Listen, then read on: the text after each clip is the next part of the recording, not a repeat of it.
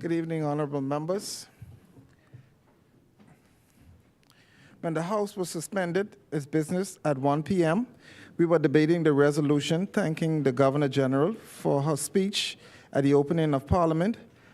I presume you're ready to start. As many, the chair recognizes the honorable member for Garden Hills.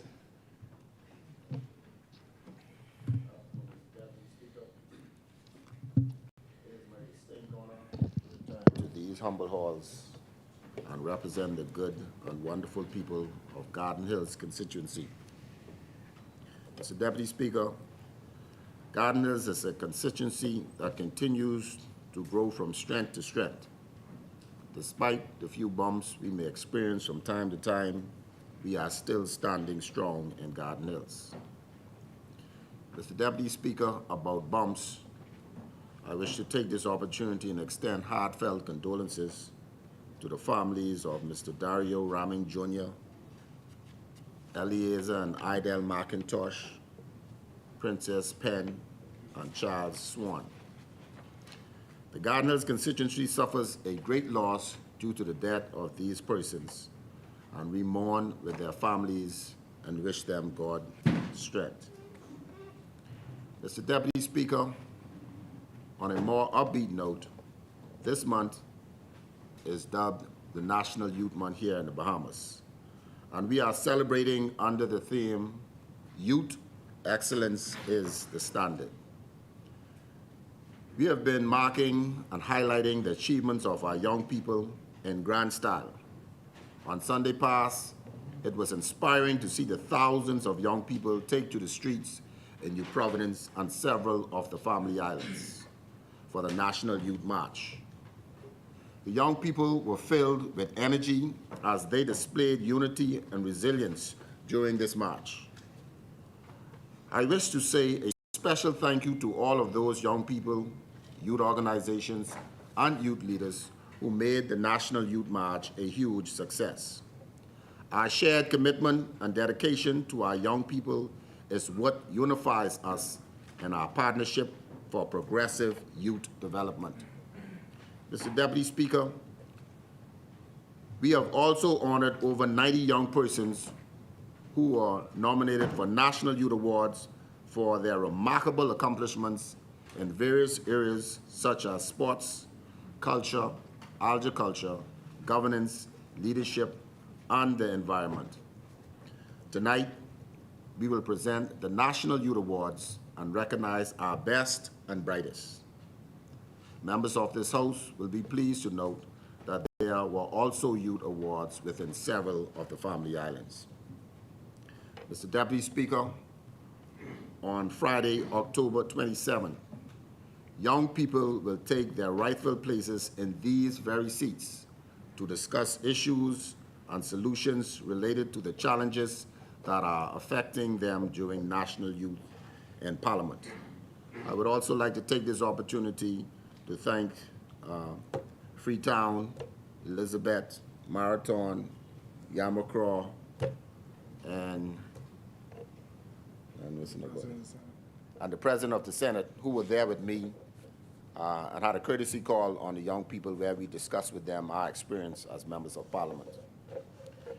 The debate is expected to be a lively and spirited as young people have their voices heard on every island and key of this country. Mr. Deputy Speaker, and following communication to this House, I will present to the nation our 2023 Lifetime Achievement Honorees and the first class of inductees into the Youth Leaders Hall of Excellence. These persons have made significant and valuable contributions to nation building and to the development of our young people. And they are the reason we have so many young people excelling in our nation today. Mr. Deputy Speaker, I'm sure that this House will join me in wishing all young people throughout the Bahamas a happy National Youth Month.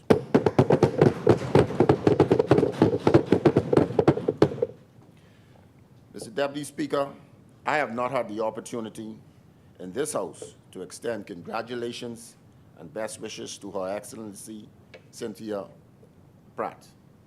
on her appointment as Governor General of the Bahamas. And so, Mr. Deputy Speaker, on behalf of the people of Garden Hills and my family, I wish Her Excellency congratulations, and I pray God's blessing as she fulfills her duties and continues to serve the people of the Bahamas with distinction. Mr. Deputy Speaker, the speech from the throne highlighted the ambitious and bold agenda that this government has set to achieve. It spoke to this government's plans to address the economy, crime, education, and most importantly, our young people. Mr. Deputy Speaker, a landmark and historical objective of this government that was mentioned in the speech from the throne is the introduction of the National Youth Commission Bill. Mr. Deputy Speaker, this bill is critical to the acceleration of our efforts for the development of young people. When enacted, the National Youth Commission will implement policies, programs, and projects consistent with the National Youth Policy to help support young people in developing their potential. Mr. Deputy Speaker, the National Youth Policy has been discussed in the Bahamas since the 1980s. It was close to being passed in previous years when a draft was presented to this honorable House. Again, I thank the former National Youth Policy Task Force and all persons for their work they have done on the National Youth Policy in previous years. It is their work that is the foundation which we continue to build on today. Mr. Deputy Speaker, during this session of Parliament, we will not just come close to passing the National Youth Policy, but we will pass the National Youth Policy and the National Youth Commission Bill. Mr. Deputy Speaker, as a former basketball coach for many years, I never just went to the basketball court without setting plans and strategies for how we would win the game. As Minister of Youth, Sports and Culture, I do not intend to address the challenges of our young people without a game plan. Mr. Deputy Speaker, the National Youth Policy is our game plan for coordinating national efforts for addressing the development needs of our young people. It will set the framework and guidelines for the delivery of service and programs related to the development of young people through a collaborative and integrated approach. Mr. Deputy Speaker, the National Youth Commission Bill will provide institutional framework and enable environment and realize the goals of the National Youth Policy. Mr. Deputy Speaker, it's the fourth quarter, and this administration is going to win the game with a slam dunk and pass the National Youth Policy and National Youth Commission.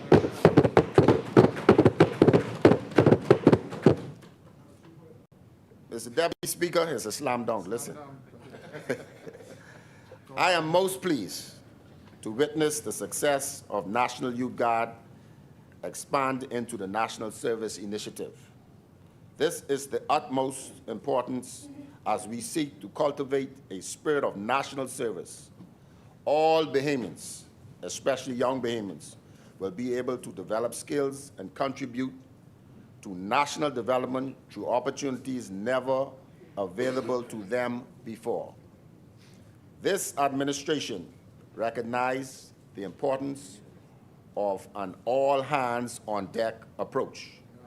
As we empower Bahamians to be the authors of their own destiny, Mr. Deputy Speaker, young people are the greatest resources in this country, and the time is now to take our efforts on youth development to the next level. It is time to create a new standard of excellence in youth work and ensure that we give our young people our best as we prepare them today to lead us tomorrow. Mr. Deputy Speaker, the speech from the throne does not just represent a plan of action, but it represents a shared vision for the future of the Bahamas. A shared vision that includes all Bahamians. A shared vision with the people at its core. A shared vision where no one is left behind, and a shared vision where the wealth will become common. Mr. Deputy Speaker, this government has a comprehensive plan to address the needs of all Bahamians, from the young to the old. This government is ensuring that it reaches every Bahamian in every household and in every constituency and in every island. This is the foundation of what this government believes. Mr. Deputy Speaker, the theme for National Youth Month is Youth Excellence is the Standard. And I echo these words and declare in this House today that this administration is taking governance to a new standard of excellence. Mr. Deputy Speaker, I wish to thank Her Excellency for her contribution to the speech for the throne to let the Bahamian people know this administration stands on excellence. Thank you. Thank you, Honorable Member. As many, the chair recognizes the Honorable Member for Marco City. Go ahead. The chair recognizes the Honorable Member for Freetown. No, I'll put this on here.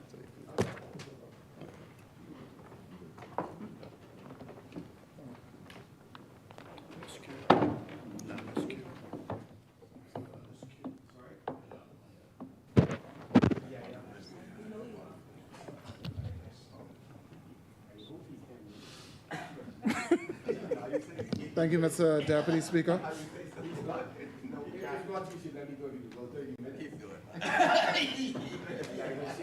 The second after the candidate ratified, so you know.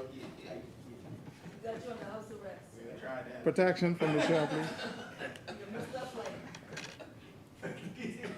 Mr. Deputy Speaker, let me start by congratulating our Governor General for a speech from the throne, which serves as a plan for our future activities and a collective vision for our Bahamian people.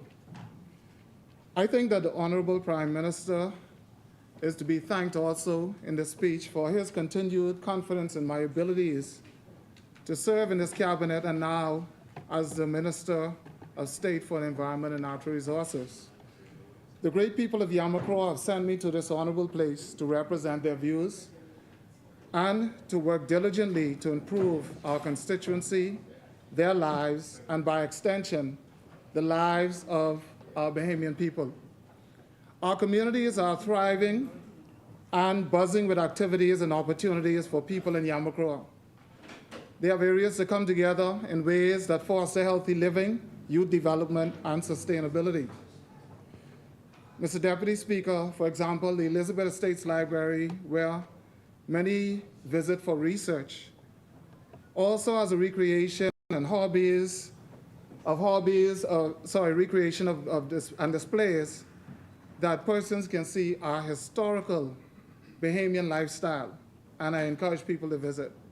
The Yamakro Farmers Market has the sale of locally grown fruits, vegetables, Bahamian craft and produce, baked goods, eggs and chicken, and also breakfast and grilled food. Every other Saturday, it continues to grow. Also, the residents have an opportunity to commune with fellow residents and visitors in games of dominoes or just come and enjoy the open air in the green space. Here's the reality, Mr. Deputy Speaker. I listened to the colleagues on the other side, and it's a continuation, even though they have expressed that there are some things that they consider repetitive. Their continuation of their repetitive behavior, I think, it speaks louder on volumes to exactly who they are. Let me set an example for you, Mr. Speaker, through you, Mr. Speaker. The opposition fumbled their opportunity to govern just over 2 years ago. And now, since day one of us coming into the office, they have been criticizing every move made by this government. They preach doom and gloom and try to brainwash our Bahamian people that life in this beautiful country is so bad. We admit that we have our struggles, But life in this country isn't as bad as they sell, and the doom and gloom has to stop. They are still trying to convince poor people that they care for them and that despite all of our accomplishments and even their accomplishments, like low employment, low unemployment, and the improvement in the economies, they're still trying to tell people that their lives would be so much better if only we take VAT off breadbasket items. We have explained this and how the merchants really benefit more than the poor in this. But they want to play a deaf ear and continue to carry on their attempt at brainwashing Bahamian people. They have showed you who they really are, and they have showed that then. They are showing you their intentions now, focusing on giving poor people little or nothing. So all they talk about is VAT on breadbasket items. They have no other solutions. Their intentions are clear. Focusing on this does not help. They did not see the wisdom in decreasing VAT to 10%. They preached doom and gloom then. They did not share the vision of increasing minimum wage. They shared doom and gloom then. They did not see the urgency of getting our children back in school. They did not have confidence in the government building affordable homes for Bahamians. That opposition did not see. They have no vision. Mr. Deputy, they are unfriendly with labor and ignore the cries of the workers of this country for almost an entire term. Only they cut the term short. More than 20 plus agreements, more than 20 agreements signed, industrial agreements signed in less than 2 years. And they still speak of doom and gloom for our Bahamas. What are they rooting for? What are they hoping will happen? We will continue to move forward because all the opposition is about is doom and gloom. No wonder they were so quiet, Mr. Deputy, during their time in office. I hear the members over there, they have so much to say. But there was only one man talking over there. There was only one person. He did not allow them to speak. And they are now here speaking doom and gloom, and they have all the solutions about what could happen, this and that and the next thing. Nobody believes them. Mr. Deputy, the Deputy Speaker, Mr. Deputy, I'll not be distracted by the entertainment on the next side. We have a history of environmental conservation in the Bahamas. And just giving you a bit of that history, the earliest inhabitants, the Tainos and the Lucayans, depended upon the conservation of our land as an inheritance for others to enjoy. Although the basic tenets of our economy are centered on tourism and banking, we are fishermen, we are farmers, hence the farmers market. We are foresters, we are mariners, and we are so much more. Every day, in the Ministry of Environment and Natural Resources, it is our pride and joy to be on the forefront and the front lines of the environment, protecting our country. Mr. Deputy, it is a duty that we execute with distinction, and we are proud of. The Ministry of Environment was created by an act of Parliament. With it, the mandate to ensure environmental protection, proper planning and consideration, or consideration for conservation of our islands, of our beloved Bahama land. I can stay focused. This administration believes that legislation must be the lives of our citizens, that better legislation must be the lives of our citizens, so we continue to move forward. In a review of the Environmental Planning and Protection Act and its supporting regulations, it was determined that while the Act is effective in fulfilling its purpose, certain aspects of the Act create bottlenecks of progress, Mr. Deputy, without apparent benefits. Therefore, spot fines will be introduced under the Act to provide for a swift response for environmental crimes. We see this as progressive. Regulations will also be introduced to reduce the cost and the time associated with small-scale construction. Mr. Deputy, we have heard the cries and we have responded with compassion. A government that cares for the welfare of its people is in power. A government that cares also and understands the need for economic advancement of its people through entrepreneurial opportunities is in power. This is why, Mr. Deputy, this administration has a renewed focus on the blue economy, the sustainable use of our oceans as one of our largest resources will improve our livelihoods, create jobs, and improve our oceans' ecosystems and cause them to be healthy. Our ocean and its resources will benefit from an enhanced regulatory environment and increased opportunity for ownership in the spaces that will be created.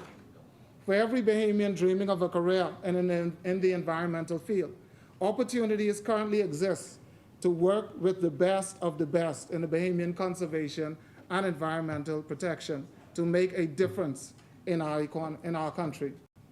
A national forestry bill is on the horizon and speaks to our commitment to protect one of our most precious resources. The Bahamas is home to dense populations of high-quality pine forests and coppice forests.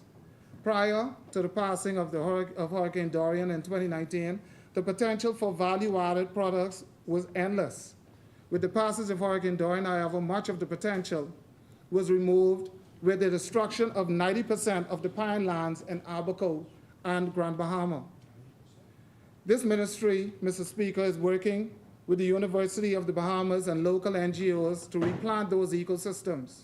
The forest estate will cover 20% of the land in the Bahamas. This will not only restore critical ecosystem functions like water filtration and carbon sequestration. We are adding to the knowledge base of our Bahamians living and working in the Bahamas. A caring government is what I call it. The Bahamas' nationally determined contributions speak to the incorporation of sustainable agroforestry practices in Andros, Grand Bahama, Auckland's Crooked Island, and Samana Keys. Mr. Speaker, Mr. Deputy, programming on these islands has already begun, and we are experiencing the results. As for the farmers on Auckland's and Crooked Island, ask the farmers on Auckland's and Crooked Island about the work to reestablish the silvertop palm plantations as a part of our forestry. Work also has begun in the rehabilitation of the creek systems in parts of Andros, the Big Yard, Mr. Speaker, to allow for the free movement of our important fish species that spawn our shallow areas.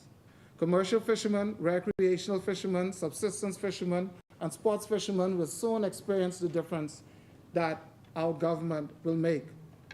Mr. Deputy, it is also a responsibility for the management of waste in this country to be taken more seriously. Our plans are to make for the development of a modern waste management facility, including composting facilities in New Providence and around the archipelago of islands. The introduction of sustainable waste management practice and a national recycling program, as we have indicated in our blueprint. These will be key factors in the reformation of waste management in our country. With each innovation, Mr. Deputy, comes an opportunity to engage with the government on a deeper level, to become an active participant in the advancement of this great nation. And so we accept the input of our constituents. Climate change is indeed the single greatest challenge of this generation. Through innovation and pure grit, we will win the war on carbon dioxide and adapt to the life in the Bahamas where mangroves, seagrasses, and land forests enjoy protection under the law. The impacts of climate change on our oceans are staggering. Rising sea levels, coastal erosion, acidification, coral bleaching, and changing currents are slow onsets, and these events may have to be adapted to without delay. Our ministry is working with scientists and other professionals to ensure that our policies are grounded and is guided in best science practices. Mr. Deputy, we understand that we as Bahamians are linked to the ocean one way or another. It is our lifeblood. Our ministry is in the process of drafting a national environment policy that would speak to the ocean government and coastal protection. It will further regulate coastal areas and features. It will enforce the protection of coral reefs, seagrass, and mangroves. Mr. Deputy, we will partner with the Bahamian people, our NGOs, and all citizens to get this done. As we seek to reduce the impact of climate change, we fully understand that the Bahamas is not a major contributor to global climate increase or climate change. We must, however, adapt to the changes that we are currently experiencing. The Bahamas has over 70 marine protected areas that is gazetted. Very few of these marine protected areas have an improved management plan on their implementation. Effective management, Mr. Deputy, is restoration of damaged and degraded ecosystems. It is the promotion of nature-based solutions. It is the development of ecological and economical tools to increase knowledge on the value of forests, mangroves, coral reefs, and seagrass ecosystems and their potential for sustainability and sustainable use and its elimination of illegal and unregulated activities from these critical ecosystems. Mr. Deputy, we understand the need and importance of resource extraction in keeping with our mandate to ensure that the sustainability of our natural resources. A mining bill will be introduced that will provide for the sustainable extraction of sand, limestone, conch shells, pine, sap, and the like. Along with the mining bill, Mr. Deputy, we will embark upon an inclusive process of identifying areas where mining can and should be facilitated. We will close those sites that have been overexploited over the years and remediate the sites that have the potential to function as intended.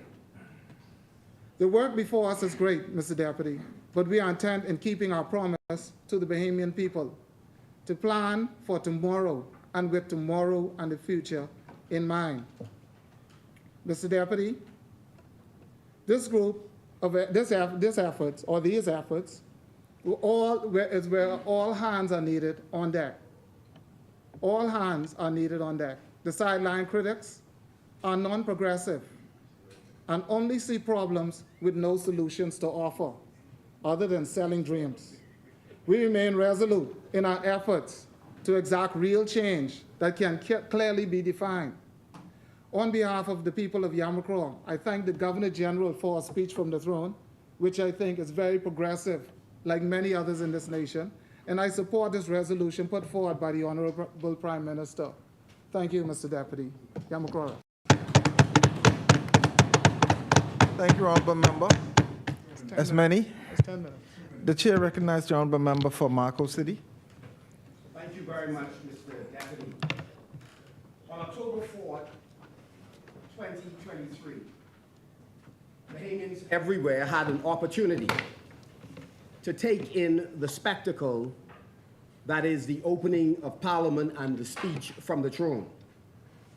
As you're aware, the Bahamas is among the oldest parliaments in the region. Parliament was convened in 1729. I believe we may be the third oldest parliament, the fourth oldest parliament in this region. It is important to note that while we are the fourth longest parliament in the British Commonwealth, it is most unfortunate that we have not done sufficient to transform the infrastructure, the ecosystem of the parliament, and truly we have not separated the powers sufficiently between the executive, the legislature, and the judiciary. And if there was a time that we needed that separation, it is certainly this time under this administration. One of the issues we will address over the course of this month is the unfortunate decision of this administration to have parliamentary secretaries, 2 members of the executive, an extension of that executive serving on the Public Accounts Committee. It is like two members of that executive watching and reviewing the decisions of themselves. Mr. Deputy, let me express our gratitude to the Governor General, Her Excellency, the Most Honorable Cynthia Pratt, who, as always, was dignified and graceful. With a very strong voice, she delivered the speech from the throne. And certainly the government benefited from her serving in that capacity and delivering that speech, because the content left a great deal to be desired. We wish God's continued blessing on her and her family, and wish her every success as Governor General. Her record of service to this country has been inspirational. We're here today, Mr. Deputy, to provide our commentary and feedback on the content of this speech from the throne and some of the circumstances that led up to the proroguing of the House. First, I'd like to acknowledge my appreciation to the residents of Marco City who have given me this rare opportunity to be their voice in this place and to work with them and on their behalf. It is never lost on me, as with the rest of my colleagues, that we are in this place because you have hoisted us on your shoulder and delivered us here to act on your behalf, not on our behalf, not to cultivate friends, though it would be wonderful if we have collegiality in this place. And so for the last 2 years, we have been working diligently to hold this government accountable, but also making sure that we provide better representation as the opposition. Mr. Deputy, it is an honor to have been, in 2021, selected to lead this organization some 50 years after its founding. I'm deeply moved, grateful, and energized by the trust placed in me by our supporters. This assignment came at a time when our party was in deep need of introspection after a bruising election loss. Since our leadership campaign, we have set out to rebuild our machinery, reconnect with our supporters and the Bahamian people, and reignite the excitement among the party faithful and others who yearn for better governance. Our work together has, in fact, produced better. We've been tasked with realigning the focus of the party to meet the demands of the Bahamian people. The public told us 2 years ago, despite significant successes, and we have had quite a few under the last F&M administration, that they also expected more. And they also want us to recognize that they too are partners in this nation-building exercise and must be fully engaged with as we make key decisions. We acknowledged before, unlike the other side who seem not to recognize any mistakes that they make, we have acknowledged those mistakes and have learned from them.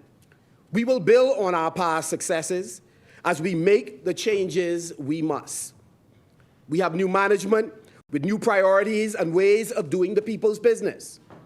Under my leadership with Shannon Dawn Cartwright, Dr. Dwayne Sands, and our dynamic team, both in the Parliament as well as the officers of our party, we have rededicated ourselves to the Free National Movement's core principles, and we've rededicated ourselves to working on behalf of you, the Bahamian people.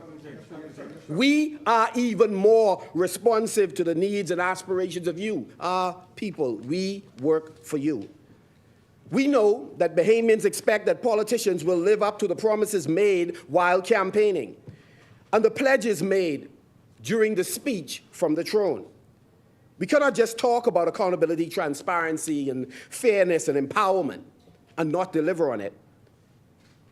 We wish to be crystal clear on this. Under our leadership, the F&M will be true to its promises and will seek to improve the lives of Bahamians regardless of which party colors they wear or socio-economic background that they come from. The promises we make, we will keep. And if ever we must make changes, we will give the compelling reasons that drove us to make it, and we will share it with the public. Flip-flopping is not a reputation we will develop, one that this administration is quickly gaining. We respect the role of a strong press, not just to ask questions, but to get real answers from the public servants and policymakers who are tasked with answering those questions. We believe that arrogance is a poison in political organizations, and already we are seeing that begin to creep, to take root in this progressive Liberal Party. We know leadership is about humility, respecting others and hearing their suggestions and responding to the cries and pain of our people. This organization have members who we believe are touched by the afflictions and infirmity of our people. Our candidate, who we've just ratified in West Grand Bahama and Bimini, feels the pain of the people, the same people in the same community where he was born in Hannah Hill. Our mission, the Free National Movement, is about improving lives, not just maintaining the status quo. This administration forecast that they would attempt to move away from tinkering around the edges and would do transformational things. We are still waiting. Our mission is improving the lives of all of our people, not just the select few. We believe that, among other things, that the women of our country deserve the right to be heard and fully integrated in the decision-making of this country at the political and all other levels. And so we are proud of the women of the Free National Movement who continue to stand up for women, girls, and the vulnerable in our society, and for the young people in the party that's taking their rightful place once again in the leadership of our organization. The FNM has a strong tradition of empowering women and young people, and we will expand upon this. And while we pay a special gratitude to all of those who came before us and have made incredible contributions to bringing us where we are, we stand on their shoulders. We know that the task of building a party that is once again ready to govern falls with those of us who now lead and follow. And we assure members of this public, as we do assure members of West Grand Bahama and Bimini, that we will work with you to build a better and more prosperous future. That brings us to where we are today, reflecting on the speech from the throne. We believe such a speech should fill its citizens with hope and excitement. It should outline clear legislative ambitions that Bahamians should feel confident that their government will pursue. It also signals the way that government is likely to govern and the outcomes of the policies and programs that they seek to achieve. Sadly, after 2 years of the Davis Cooper-led PLP administration, Bahamians realize that this is, unfortunately for this government, an exercise in political tradition and theater. The simple truth is that by now Bahamians actually recognize that this PLP government is really about pomp circumstance, pomp and pageantry. The PLP is primarily about profiling. Some young people may say flossing, flamming. Again, pomp and pageantry, but very little else. When under fire, under pressure, they are about switching the conversation and deflecting. They are about getting them and their selected groups sorted out, and towards this end, they will try to sell us a bag full of promises, as they did in the last 2 speeches from the throne, but only deliver to us a barrel full of disappointments. This government, in almost every speech, talk about how they have opened an economy that all of us know was already reopening. They talk about special policies that have set us on a path to exponential economic growth, even though we were already returning to a point where revenue was coming into this country because there was pent-up demand in the international community as COVID was drawing to an end. Same government that accused us of running up the national debt when it is actually them who spent well over $1 billion and added $1 billion to the national debt without COVID and without Dorian. And the question is, what do they have to show for increasing the debt. They promised that they would have reduced the borrowing in foreign currency, and clearly they have failed in this regard as well. After promising Bahamians a so-called new day, life has become a nightmare for many common Bahamian men and women. Inflation is out of control. High grocery and light bills are crippling families. And then, of course, starting and managing businesses in the Commonwealth of the Bahamas under this administration is extremely difficult, with new taxes and fees around every corner, hitting almost every sector in this country, hitting Bahamians where it matters most, in their pocketbooks. And even when they attempt to move towards a livable wage, they snatch back those temporary gains by, of course, putting additional bills on the heads of the very same Bahamians, sucking the money out of their pocket because of the mistake made by the Member of Parliament for Fort Charlotte and the Member of Parliament for Cat Island, Rumkey, and San Salvador through the BPL debacle.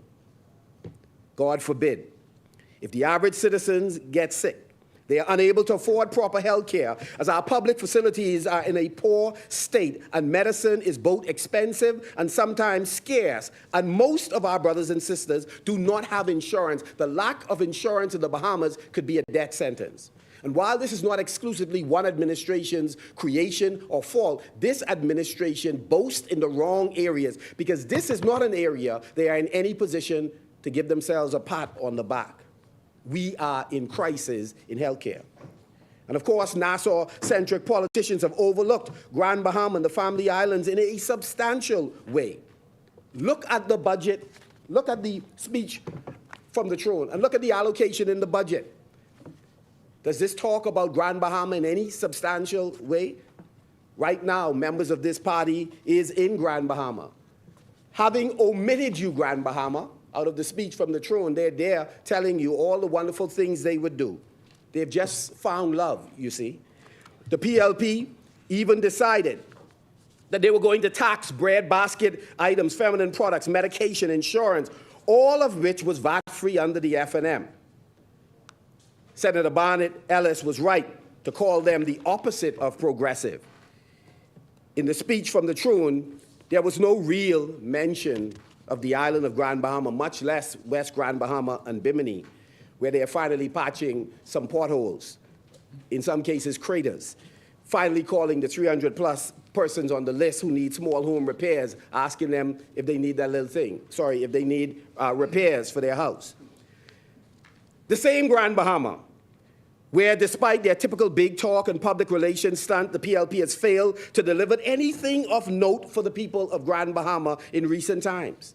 After canceling the agreement they met in place with respect to Alukaya, and of course we supported any effort they were going to make in order to sell the property, but think about this, 2 years later, there is no sale. They oversold us in what they had the capacity to do, but they under-delivered. The same thing is true about how they have dealt with the Grand Bahama Port Authority. Grand Bahama Port Authority and the government both blame each other for the state of affairs in Grand Bahama. You don't need scapegoats. You need to sit at the table with other stakeholders to talk about the issues that exist, identify the challenges, work out a strategic plan on how to solve them. But instead, the member for Cat Island, Rumkey, and San Salvador, aided and abetted by the member for Fox Hill, are in a protracted verbal battle with the Grand Bahama Port Authority rather than work in concert on behalf of the Bahamian people, who are more vulnerable than both policymakers and the owners and shareholders of the Grand Bahama Port Authority. This government has fallen short and failed in Grand Bahama. They have failed on the airport, even though this government has spent millions of dollars, quite possibly, in much the same way the Bahamian consortium that was being contracted to develop a world-class airport has spent millions. Now the project is at an impasse. Some say it has stopped dead. The government is incommunicado, not communicating with their lawyers in London, nor with the consortium's lawyer. The government, in fact, is not communicating with the public, letting us know what the way forward is with respect to the airport. What is it they are going to promise the people? And so, again, this administration wishes to renew its contract with the people of West Grand Bahama and Bimini. We say they do not deserve to have their contract renewed. We should, as we will in 2026, fire them. And let this be the dry run on how we do that. This administration has failed at Dorian relief. The worst year under our administration in Dorian is better than the PLP's best year. Both of us had 2 years. From 2019 to the time we were kicked out of office, we had roughly 2 years. This government from 2021 to today had 2 years. And under the minister administration, the reality is we have touched thousands of homes, either with $2,500, $5,000, $7,500, or $10,000 if you lost your entire home. I dare this government to find 100 homes on the island of Grand Bahama that they have impacted. So for all of what we said, we had the shortcomings we have, there is no comparison in terms of the work done during our time since Dorian in comparison with this administration. And so this administration and the Family Islands have failed to put in place a robust infrastructural development program. They've talked about it, but they haven't delivered. And in cases where they have deployed persons to work, they have generally single source and with no bids deployed contractors to do work without disclosing the terms of the agreement. Is the work urgently needed? Yes. Do we support any number of those who are likely to do the work or are doing the work? It's very possible. But do we deserve to know the details of the contract? Of course we do. And no reasonable government that's committed to transparency and accountability will not disclose the basis on which they are signing contracts for hundreds and hundreds of millions of dollars. This speech from the throne made no mention of local government in New Providence. And with respect to the Family Island, if we are serious about doing transformative things in the Family Island, we should, in a substantial and meaningful way, increase the allocation to local government in the Family Island. And what about the Family Island Development Fund that has been talked about? To date, we do not know the terms of reference and how it is established, whether there's money in it. And, of course, we didn't see anything in the budget that suggested that they have already capitalized this Family Island Fund. It sounds good. On paper, it looks good, but it's non-existent by and large. This government is about flamming, profiling, but the reality is they're not about transformation of the Bahamian economy. Of course, this government loves to talk about natural resources without laying out a concrete plan. As is typical, this Davis-led administration has had a lot to say about these natural resources.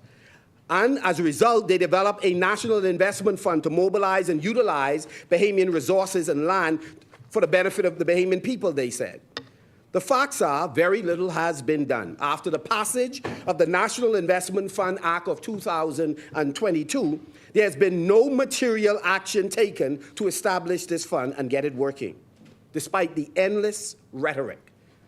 In fact, we know that there's a talented group of Bahamians working on developing the whole ecosystem and the infrastructure around the issue of carbon credits.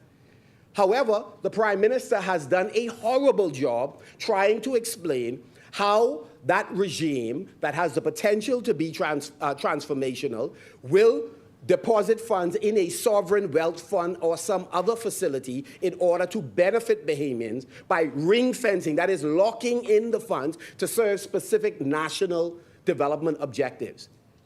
The policymakers have failed to help people understand how they can benefit from their natural resources and have left all of us open to accusations, some that are baseless, but certainly the Prime Minister has failed in his duty to explain the way forward relative to natural resources. We will release a policy document over the course of the next 2 weeks that will outline a number of critical policy decisions that we believe point the way on how good governance ought to be done in the Commonwealth of the Bahamas. And so I want to make it clear, we don't want this government to fail. That's what we are wishing for. We want the Bahamian people to succeed, and to the extent the government does well, governs well, the Bahamian people will be in a better position. However, it is clear that this government itself is unwilling to pivot in how they behave, and therefore, they are headed for failure. And that's not a bad thing for the PLP to fail and be out of government, but it is a bad thing for the Bahamians who are relying on good governance in order for their lives to be better. As I address you this afternoon, the House of Assembly, as you know, would have returned recently from a long vacation. Some call it that we prorogued the House. The question is why? The government has a lot of interesting explanation as to what motivated them, but we have a theory. We believe that the Davis administration was hoping that during this paid vacation, you would forget the serious issues, and some would argue scandals that forced them to hit the pause button, hoping to reset the national conversation. A sitting member of parliament was facing some terrible personal accusations on domestic matters. There were serious concerns about the behavior of the former Minister of Immigration in conjunction with some colleagues. One, there was the issue concerning the release of we believe to be Chinese workers from one of the hotels that was under construction and renovation. We did not know who they were. They had no identification. They obviously did not have work permit, but immigration officers were not permitted to execute their job, and no sensible explanation to date have been given. There was also the drive-by and, of course, the funeral granting of citizenship that created tremendous confusion, that undermined the sacred granting of citizenship. All of these are critical issues that we believe the government is duty-bound to come into the House of Assembly, answer the questions, clarify issues which the government claim there are logical explanations for, but refuse to answer the question. Not only do they refuse to answer the question, they fight to even make sure the questions don't get on the agenda. This administration prorogued the House because they were like the tent during the speech for the throne. It was hot. It was hot. And they decided to pause and hit the reset button. Maybe you were in the air-conditioned section. Where I was, it was hot. And it looked like a couple of y'all were sweating. The former Minister of Works misled Parliament, giving a number of conflicting stories to mask the truth that he and the Prime Minister decided not to take good advice concerning the hedge program. And as a result of ending the hedge program, we've had a dramatic increase in your electricity bill. It is the Sayers-Davis increase. So every time you are unable to pay some other bill and you end up having to go and pay this additional cost on electricity, it is the Sayers-Davis increase. And what is also interesting is this administration, 2 years after being in office, says in the speech for the throne that they're going to review the energy sector with a view of doing any number of things that was stated way back in the blueprint for the blueprint for change. 2 years later, imagine that. 2 years later, they are about to do a review, as opposed to what they forecasted in their blueprint, that they would come in, undertake a quick review, and they would be in a position to chart the way forward in terms of transforming the energy sector. The bottom line is, the result of their failure at BPL, it has cost the Bahamian people, residents, businesses, and the government over $100 million. Think about that. The government illegally loaned to a corporation about $110 million, concealed the fact, and when discovered, they even sought in this House to deny that it was a loan. And clearly, it was. You are paying, not just as a resident, not just as a business, but government is paying more, and you paying the government, so you're paying twice. The Sayers-Davis electricity increase. The public was rightfully angry, but none of the ministers I just mentioned, none of them had any consequences. None of them lost their jobs. They were redeployed. That's the beauty of how the PLP operates. You could get something wrong, you could do something wrong, and the most that's going to happen is you get a new assignment. In some cases, it was a promotion. They simply were redeployed. But what was more disturbing is while there were no consequences for the ministers, the Prime Minister was angry at whistleblowers, most of whom didn't provide anyone with the information. The information got out, and rather than be concerned about the veracity, the accuracy of the information, this administration was concerned about how did you know? How you find out? That's not the issue. The issue is, why did you make the bad decision that moved senior government officials to warn that you are acting ultra-virus of the law? They were punished. Not the minister, not their facilitators, some of whom were consultants. The public servants were punished. In the case of immigration, the top officers who we believe going forward in the Bahamas, we have to look at the possibility of entrenching the director of immigration so that politicians are not able, through their whims and fancy, to simply get rid of people. The deputy was sent on leave. A number of the persons in different ministries who dare to challenge the Progressive Liberal Party, they end up on leave. That's how this administration is operating. And so no matter how affable they may appear or sweet in the demeanor, what matters is the decision being made to affect the lives of ordinary Bahamians. There's no price to pay for the policymaker or the politician, but a price to pay for the public servant. And when they're called upon to come in this place to explain their actions, they start dodging or proroguing. I wonder how much more prorogation we are likely to have before they are voted out of government.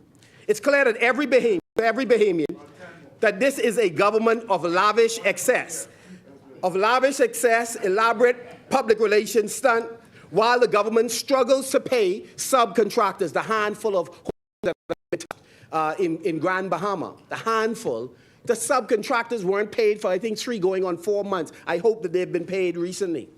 Persons were so angry they're willing to use their names to point out what happened. And we're saying to them, no, the fellow's vindictive. All we need is the facts. We don't need you to use your name. It's that bad, that there's some public servants whose deductions can't reach the companies that need to reach, like insurance companies and others, because the government is having a cash crunch. While they are living large, public servants and others are having a cash crunch. In fact, a number of the members weren't paid. I believe it's Monday they were paid. And of course, some members on the government side are unlikely to even be aware that they were not paid, because, they pocket. But the thing is, the average Bahamian citizen is not in the same position. What is also true, we advise that there may be up to some 350 persons who were waiting to be hired by the public service but couldn't because the money wasn't there. They just simply wasn't there. It's not true. The minister said it's not true. So maybe it wasn't 350, maybe 300. And so, if it isn't 300, okay. But what we do know is persons who were hired through delegated authority, who were brought in on the 52-week program. A number of them are still in this program. After, in our view, for 2 years with no adverse evaluation, why are they not just simply made? They are made permanent and pensionable, but why can't they have the same benefits? And certainly in the wrap-up, if something different is happening, we'd like to hear. And so while some of our neighbors are skipping meals or choosing to pay one bill versus the other, this government still is not cutting back. I believe it was somebody trying to become a candidate recently on the other side who said it right, that his job when he was in government, he used to go to work. He didn't have to, he was somewhere, sipping on cocktails and living large. He wasn't going to receptions. He was doing work. That's what we recommend for this government. They have to get their priorities right. We are in tough times, but this government officials seem not to realize this. As Senator Maxine Seymour says, they have priorities. Don't confuse me with the folks you pay for suits for. A clear example of this was their trip to Bermuda. Yeah, come lay on the floor. Come lay on the floor. Yeah. Okay, so again, they went to Bermuda spending your money to do political work, which other people would pay a penalty. However, the government paid no price. They're running, Foxhill is running, unable to face the pressure. Why? Because he is a part of a serial law-breaking administration.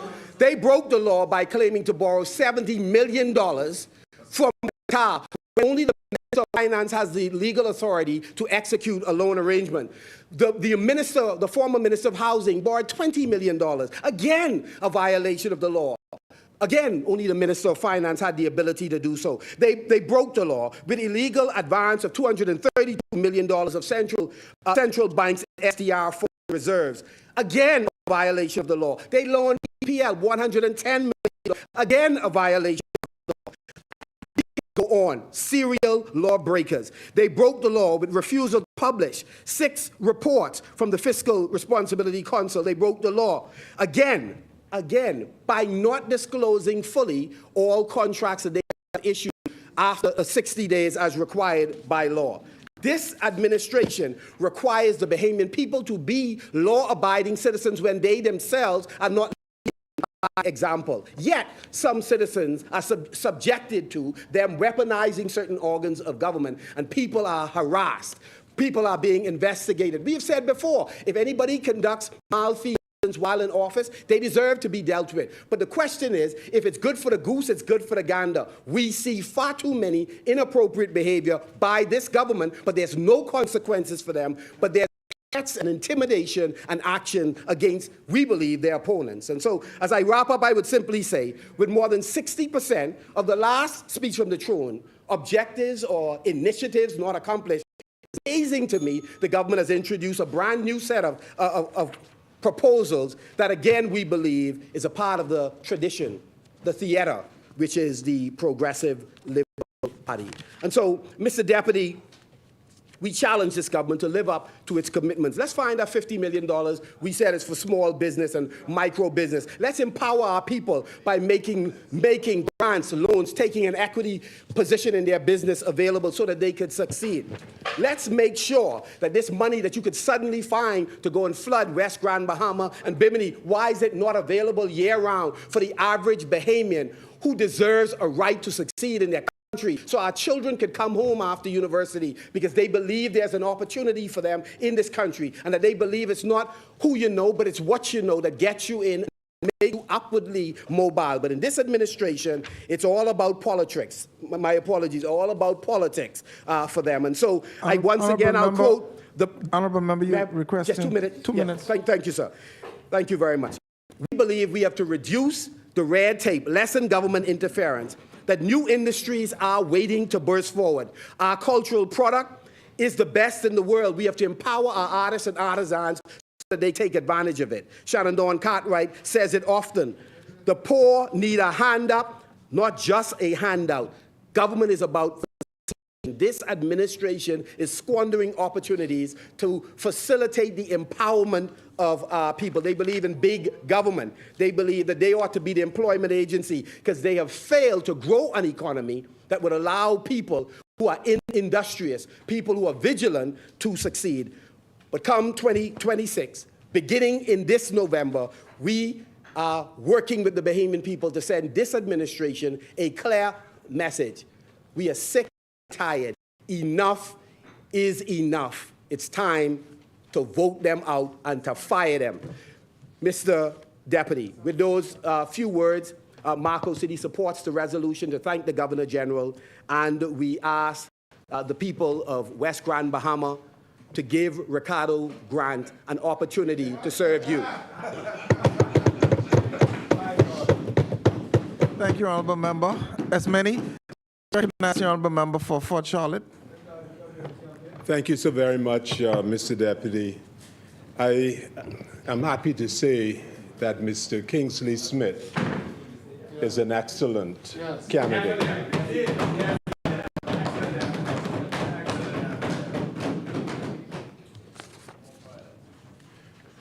Mr. Deputy, on behalf of the people of Fort Charlotte, I am privileged to thank the most excellent Governor General Cynthia A. Pratt for her powerfully delivered speech from the throne. Mr. Deputy, I am also pleased to pay tribute to the most excellent Governor General because of my admiration for her contribution to public service in our country. And Mr. Deputy, to be a little personal, I recall when I served with the Governor General in the cabinet of Prime Minister Christie. And in 2005, the Prime Minister was disabled.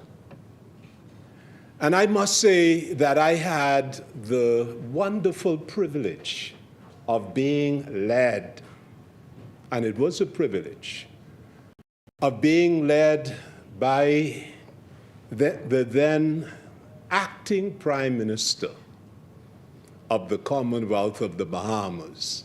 And I can tell you from personal experience, Mr. Deputy, that she led us well. Yes. She is deserving. She is capable. Yes. And do not take her humility for weakness. Today, I want to begin by extending my deepest condolences to our colleague, the member for Carmichael, on the untimely passing of his beloved wife, Clara Bell. In times like these, when grief and sorrow cover us, it is our duty to come together and offer our unwavering respect to a friend and colleague and his family during these challenging times. Today, this Honorable House of Assembly is short one member. The passing of our dear friend, colleague, leader of government business, and Minister of Social Services, Information and Broadcasting, the late Honorable Obadiah Hercules Wilchcombe. Mr. Deputy, with your leave, I wish to pay tribute to our late House leader in the words of a poem entitled, "What is Success?" by the poet Ralph Waldo Emerson. And I quote, "To laugh often and much, to win the respect of intelligent people and the affection of children, to leave the world a bit better, whether by a healthy child, a garden patch, or a redeemed social condition, to know that one life has breathed easier because you have lived. This is to have succeeded," end quote. Mr. Deputy, we all in this Commonwealth breathe easier because of the public service, the generosity, the innovation, commitment, and vision of our dear friend and colleague, the late Obadiah Hercules Wilchcombe. It is my honor to address this House, not just as a member, but as the new Minister of Immigration and National Insurance. I wish to extend my appreciation to the Prime Minister for entrusting me with the responsibility of serving my country in this capacity. In the past 2 years, Mr. Deputy, of working alongside a dedicated team at the Ministry of Works and Utilities, and with you, Mr. Deputy, with the Water and Sewage Corporation, I want to express my heartfelt appreciation to every member of the team, and I am immensely proud of what we achieved together, some of which was the opening of the straw market after having been closed for 18 months, giving our artisans, entrepreneurs, the opportunity to resume their economic activity. We initiated the construction of a new straw market in Fort Charlotte at the Fort Charlotte Park, ensuring the sustainability and prosperity of the essential markets. Major road redevelopment projects were initiated across various family islands, including South Central and North Andros, Berry Islands, Abaco, Moores Island, Exuma, Eleuthera, Village Road, Fishing Hole, Causeway Bridge, and the Service Road. We acquired essential road repair equipment, enhancing our capability to maintain and improve the road infrastructure. The commissioning of Bahamas Aztec's double-barrel six-pack asphalt plant brought efficiency to the asphalt production. In a commitment to nurturing future talent, we recruited scores of young people to work on the repair of roads, putting them on a pathway to become future engineers. We completed the restoration of the mailboat and fishing person docks in Moores Island, Crown Haven, and the Angel Creek Fish Bridge in North Abaco, ensuring safe and efficient maritime transportation. Significant upgrades were completed at the Andre Rogers Stadium, South Andros Multipurpose Stadium, Government House, Thomas A. Robinson Stadium, and the Clifford Park, enriching our heritage and recreational facilities. Also completed hundreds of schools with the Honorable Minister of Education, who was very fierce in her determination to meet the deadline so that school can open on time. These are but a few of the many accomplishments. However, I am here today to discuss not the Ministry of Works, but to focus on my new responsibilities. The immigration system, Mr. Deputy, is a critical component of national security. An immigration officer determines the admissibility of each of the projected 8 million tourists who will visit the Bahamas this year. They apprehend and detain anyone reasonably suspected of being in violation of the Immigration Act, reviews and determines work permit applications, processes permanent residency applications, and processes applications for citizenship, whether by registration, naturalization, adoption, also asylum. Immigration affects our culture, economics, and the sociology of our society. As I embrace this new role, Mr. Deputy, I accept the responsibility with a profound sense of duty and opportunity. In the Blueprint for Change, the Progressive Liberal Party committed with respect to immigration, and I quote, "We are committed to massive immigration reform to protect our borders and allow the orderly growth of industry. We commit to clearing the backlog of applications within the Department of Immigration. We will establish specific deadlines." In other words, Mr. Deputy, a commitment to modernize, improve efficiency, as well as accountability in this important area of national security. Like immigration, NIB also deals with social security, providing a safety net for the citizens of our country. And if anyone doubted that, Mr. Deputy, who would have imagined that for 3 days in September 1st, 2nd, and 3rd, 2019, we would have lost equivalent to 1/4 of the GDP of the country, $3.4 billion, to be followed months later by a global pandemic which shut down the entire economy. It was national insurance, Mr. Deputy, from 2019 to 2021, dispersed $260 million to contributors, $260 million in unemployment benefits and unemployment assistance.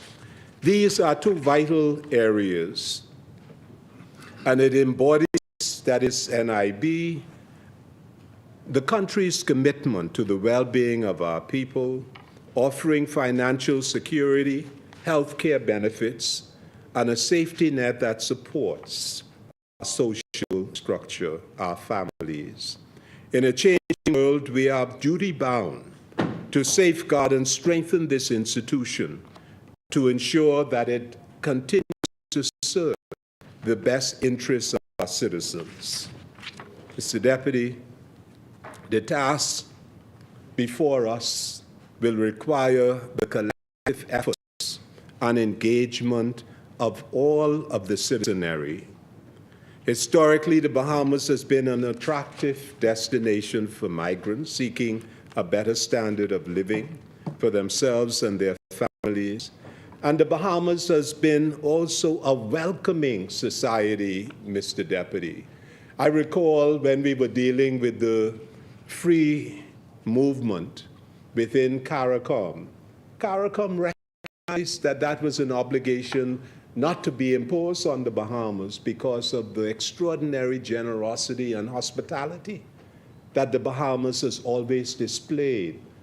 I was educated by teachers from Jamaica, Trinidad, Barbados, and in all of our schools, we've had the experience in our hospitals, in our healthcare system. So we know of the generosity of our people, Mr. Deputy. But within that generosity, we have to maintain the rule of law. We have to maintain an ordered society to ensure that all who come into the Bahamian society to participate as a member of our society is admitted by an immigration officer. Therefore, the large number of irregular migrants entering the Bahamas requires investment in facilities, hiring of officers to protect our sovereignty and safeguard our nation and the rule of law and defend our borders. The complexity of these issues require, Mr. Deputy, a holistic approach that involves diplomacy, cooperation, knowledge of the root causes of migration, and international collaboration. In fact, Mr. Deputy, in November 27th, the Bahamas will be visited by the United Nations Working Group on Arbitrary Detention. This group from the United Nations will visit our detention center, the Safe House in the Bahamas, will consult with the civil society, the human rights group, persons who would have been themselves detained at some, some time. We welcome this visit, and we will engage the United Nations in a very frank and open manner, and also use it as an opportunity to redouble our commitment and effort to improve the infrastructure of our detention facilities. In fact, Mr. Deputy, I want to thank my predecessor, Minister Bell, because I found plans already in place to upgrade the detention center, and he had already made a substantial improvement, in fact, a new facility for the medical services within the detention center. There's now a full nurse and also doctors on rotation. I also want to thank the Minister of Health for this improvement within the detention center. We also will be renovating the Safe House for women and children who are in the Safe House, so that we can maintain the minimum standard which is required by our international obligation.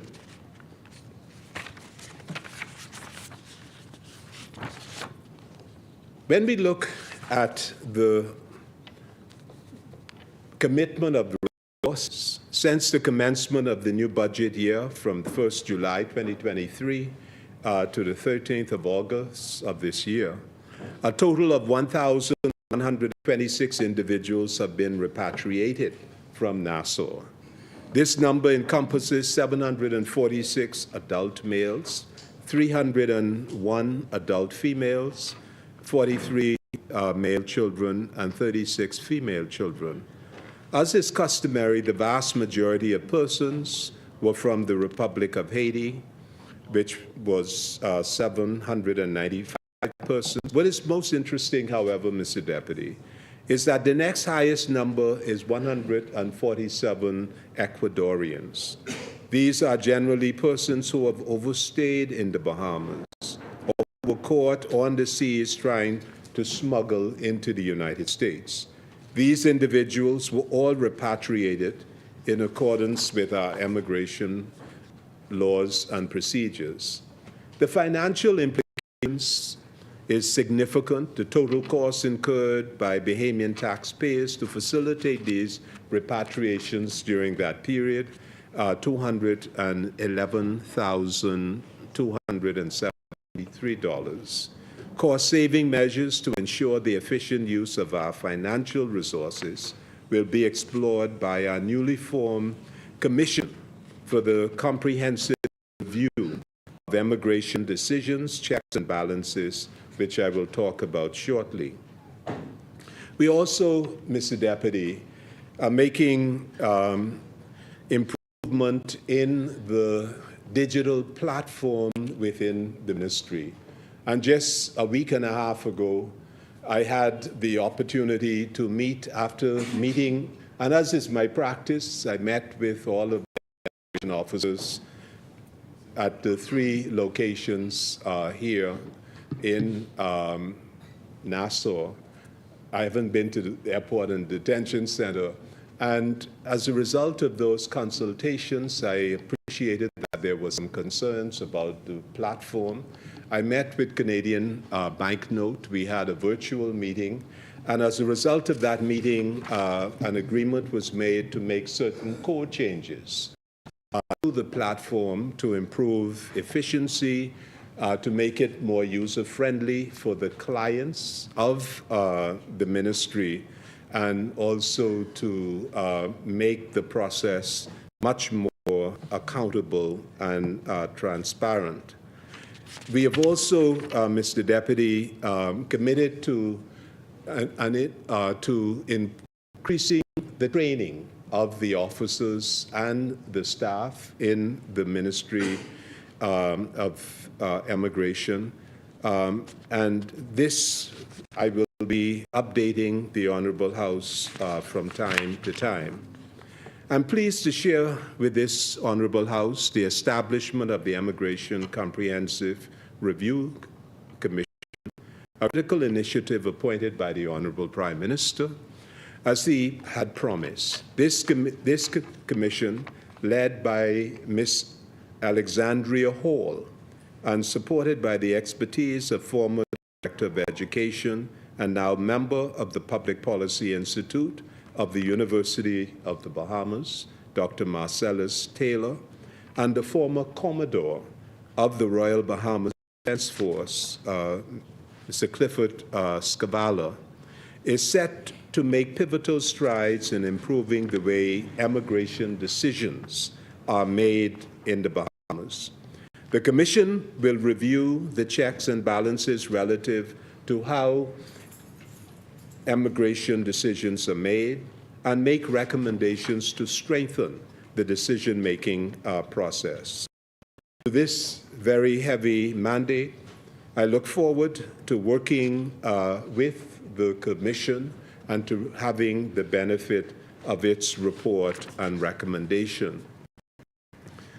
The Ministry of Immigration and NIB has been working with the Unregulated Communities Action Task Force, which is led by the Minister of Works and Member of Parliament for South Eleuthera. Recently, there was a report that during an exercise, a mother had been separated from her children. We investigated that report, and I'm happy to report that the mother and children have been united. Mr. Deputy, we are committed to improving the image of the Department of Immigration, and I wish to send a strong message to the public and to the immigration officers that as of this day, the 25th of October, we will be transformational. We will use all available tools and resources to invest in training and retraining to build the capacity of the staff to serve the public as efficiently as possible and at all times, and establish and implement, and this is very important, a succession plan to facilitate a path for the professional mobility through the ranks, ultimately to the Director of Immigration. In this session, Mr. Deputy, there will be a number of bills I will bring to amend the Immigration Act and the Bahamas Nationality Act to ensure fairness, efficiency, and accountability in this important area of national security. With respect to the National Insurance Board, when a society takes a step towards transformation, every person in the society benefits. The National Insurance Board this year, Mr. Deputy, celebrates 49 years. And in these 49 years, Mr. Deputy, I have just given an example of the kind of powerful intervention. But what the $260 million does not capture is the commitment of the staff. I was in Abaco 3 weeks ago, Mr. Deputy, to meet with the immigration staff and also the NIB staff. And I want to just share with the House a story, and it's real. There is a woman by the name of Emma Dawkins. She heads the office in Abaco.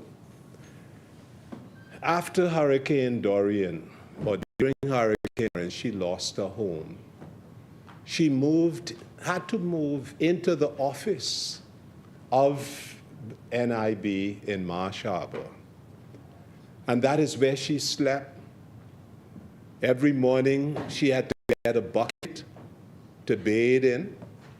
But at 9 o'clock, she and all of her colleagues were at their desks serving the people of Abaco. That's the kind of people who have inspired me. And she is typical of the kind of commitment we have in public service. As Minister of Works, we went to Abaco with the Honorable Member of South Beach.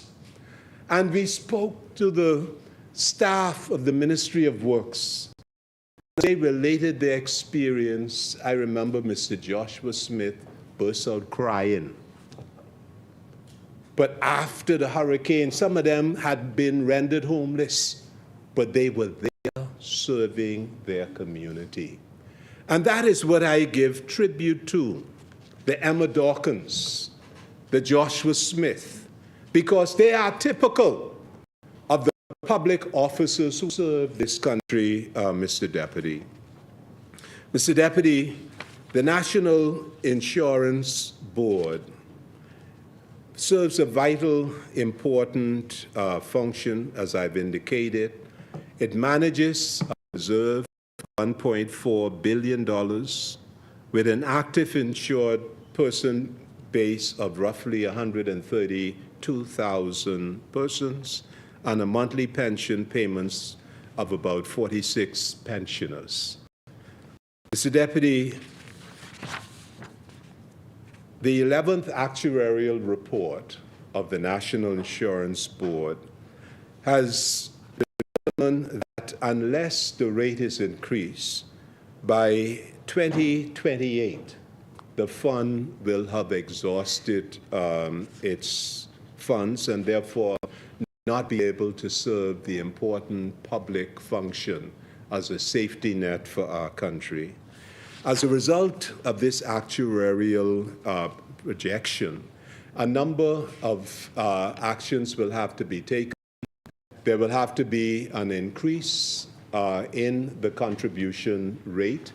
That matter will, the rate of the increase will be determined by the Cabinet and presented to this House so that an amendment to the National Insurance Act could be implemented.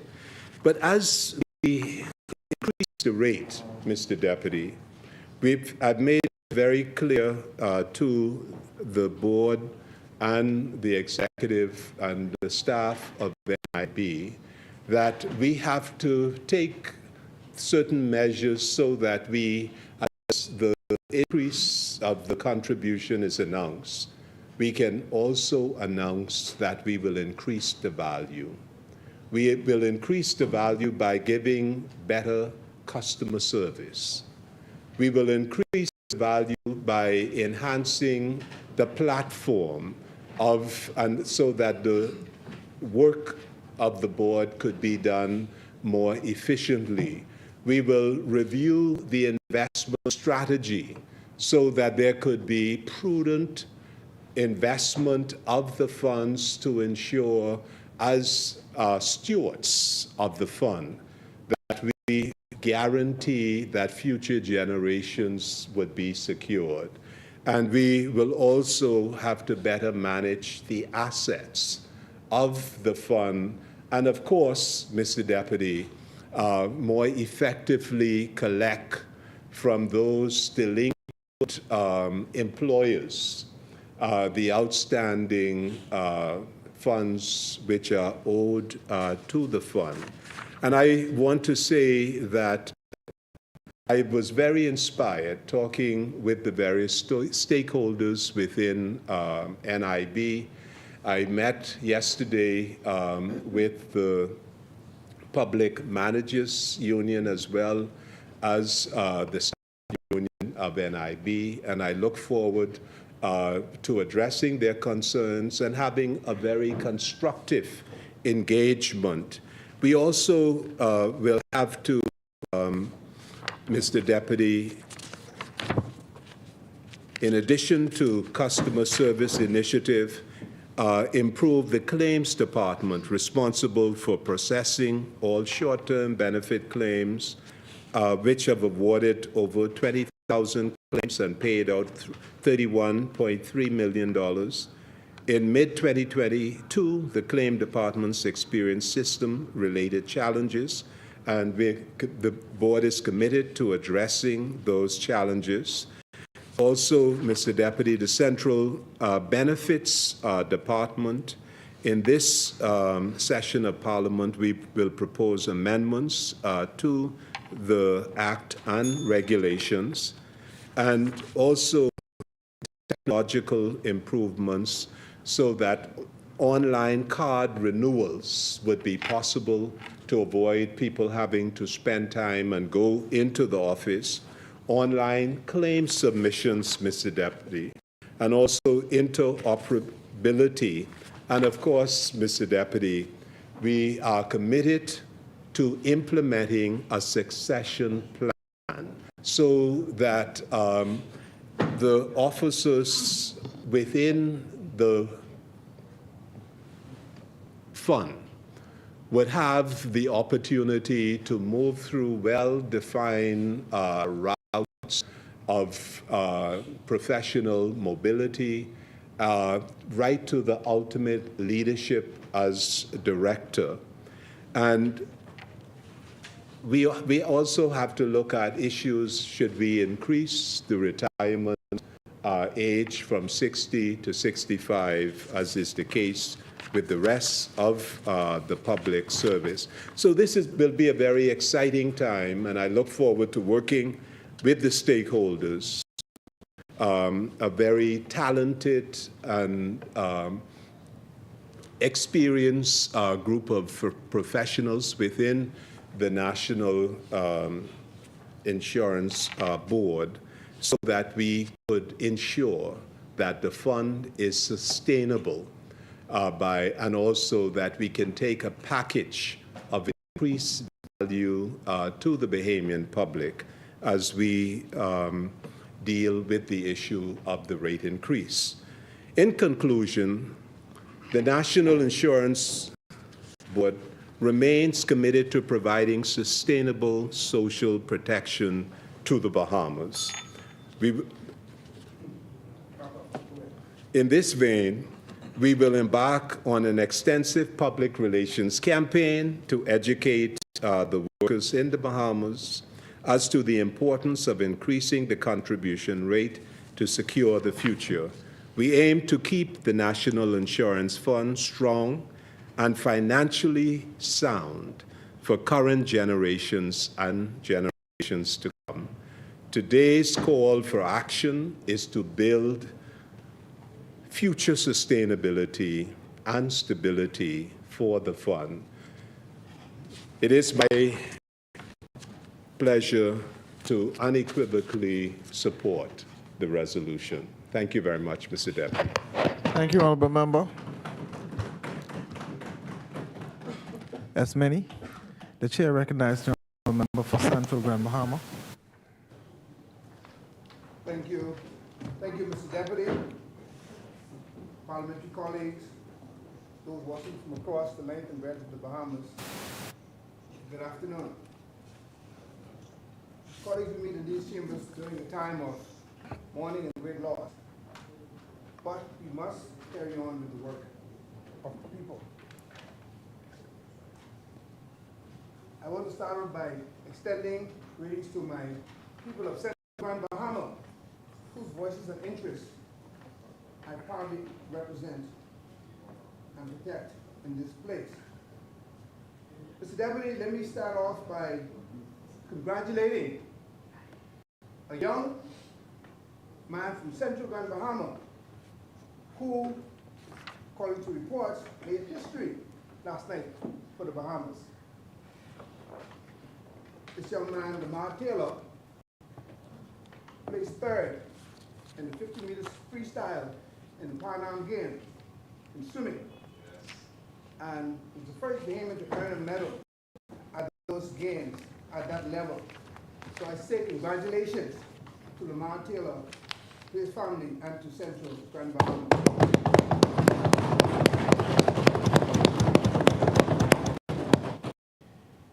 According to the Minister, of course, this is National Youth Month.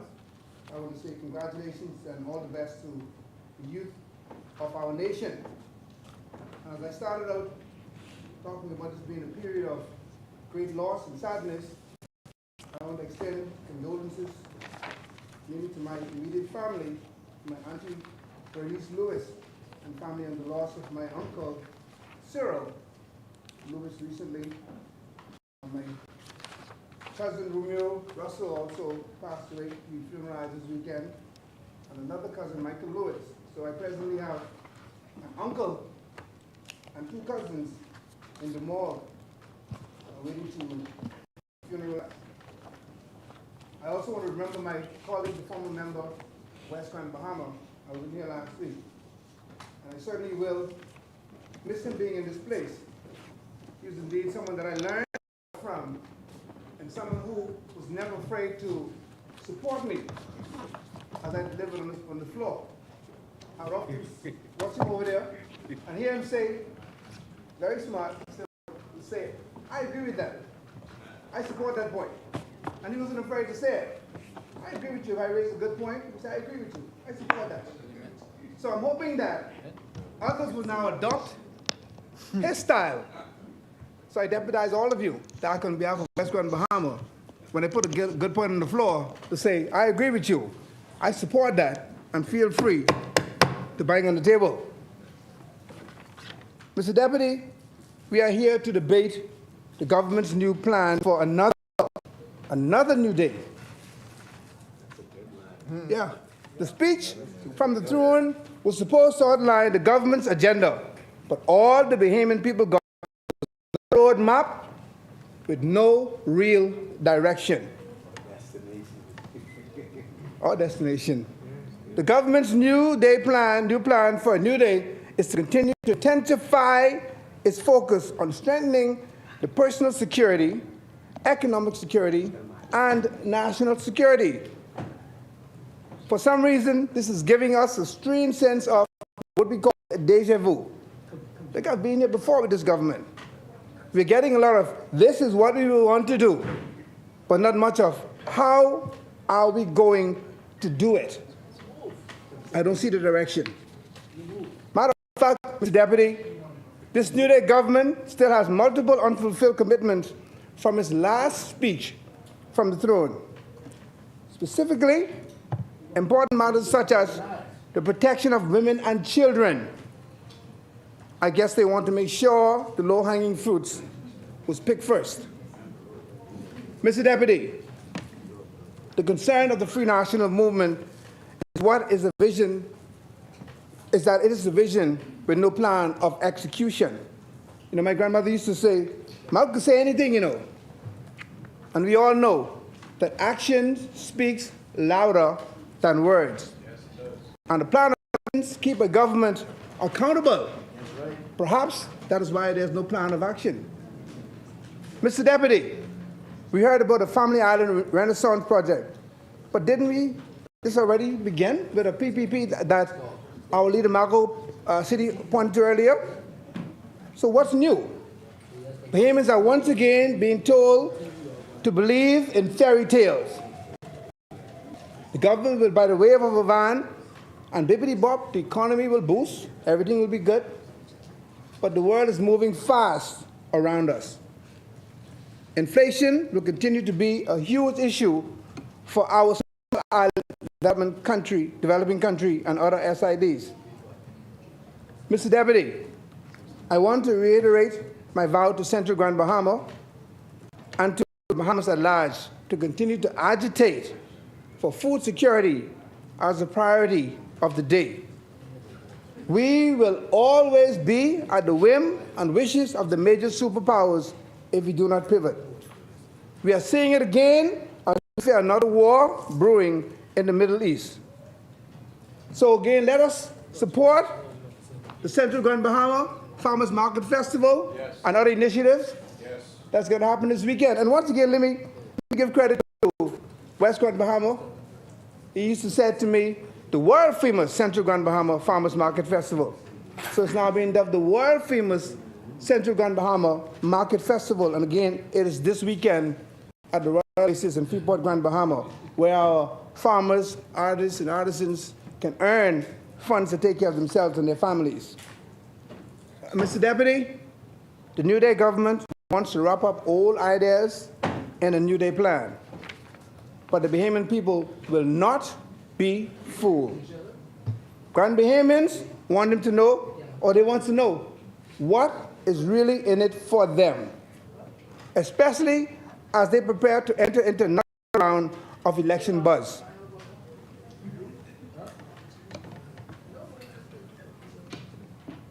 Mr. Deputy, Grand Bahamians want to know, how will this new plan affect the island's economy and the lives of the common man? What are the new tax breaks they can expect? Is this government finally willing to admit their missteps on VAT and take it back to zero rating on breadbasket items? I hope so. What business incentives will be available to truly make Grand Bahama grander, to add life and to give people a reason to visit the island again? What plans and projections do you have for young Grand Bahamians? How are we looking at balancing the economies of Grand Bahama? Not just the city of Freeport, but the island of Grand Bahama. Sound, High Rock, Pelican Point, Water Key, Pittance Point, 8 Mile Rock, West End. How are we going to balance Grand Bahama? We have been focusing so much on the city of Freeport, Freeport. All of our eggs in one basket. The city of Freeport crashed, and there's nothing to fall back on. How are we going to create balance throughout the entire island? We need to come with a plan of action. You're sitting in the chair. I'm asking you the question. Mr. Deputy, we want to see that before I do. We want to see how this new plan for another. We want to see how this new plan for another new day will provide solutions to the socio-economic issues that the island of Grand Bahama is facing. Mr. Deputy, you know, a barely functioning airport is not enough. An inadequate healthcare system is certainly not enough. A quick cruise port visit that provides no real injection of revenue into our economy is certainly not enough. Grand Bahama is supposed to be grander than ever, but where is the proof to show it? I mean, I'm not blind, Blake. I'm not blind Bartimaeus, but I look left and I look right and I don't see it. Where is it? Mr. Deputy, Grand Bahamians are concerned over the state of the island and its economy. It is a fact that Grand Bahama's economy declined by 9% when compared to the previous year. This was attributed to the prolonged decline in the economy. Oh, and let's not forget, they said this was also due to the economic model of the Hawkesbury Creek Agreement. You remember that? So where is the solution? The good member from Cat Island announced that decisive actions must be taken as it relates to this model of governance for Grand Bahama. He said Grand Bahamians can expect a separate, detailed announcement. But where is it? It certainly was not in the speech from the throne. And that was a golden opportunity, which you started on the floor. What is your vision? How are we going to execute it? How are we going to make a difference? I didn't hear it. I don't see it in the speech.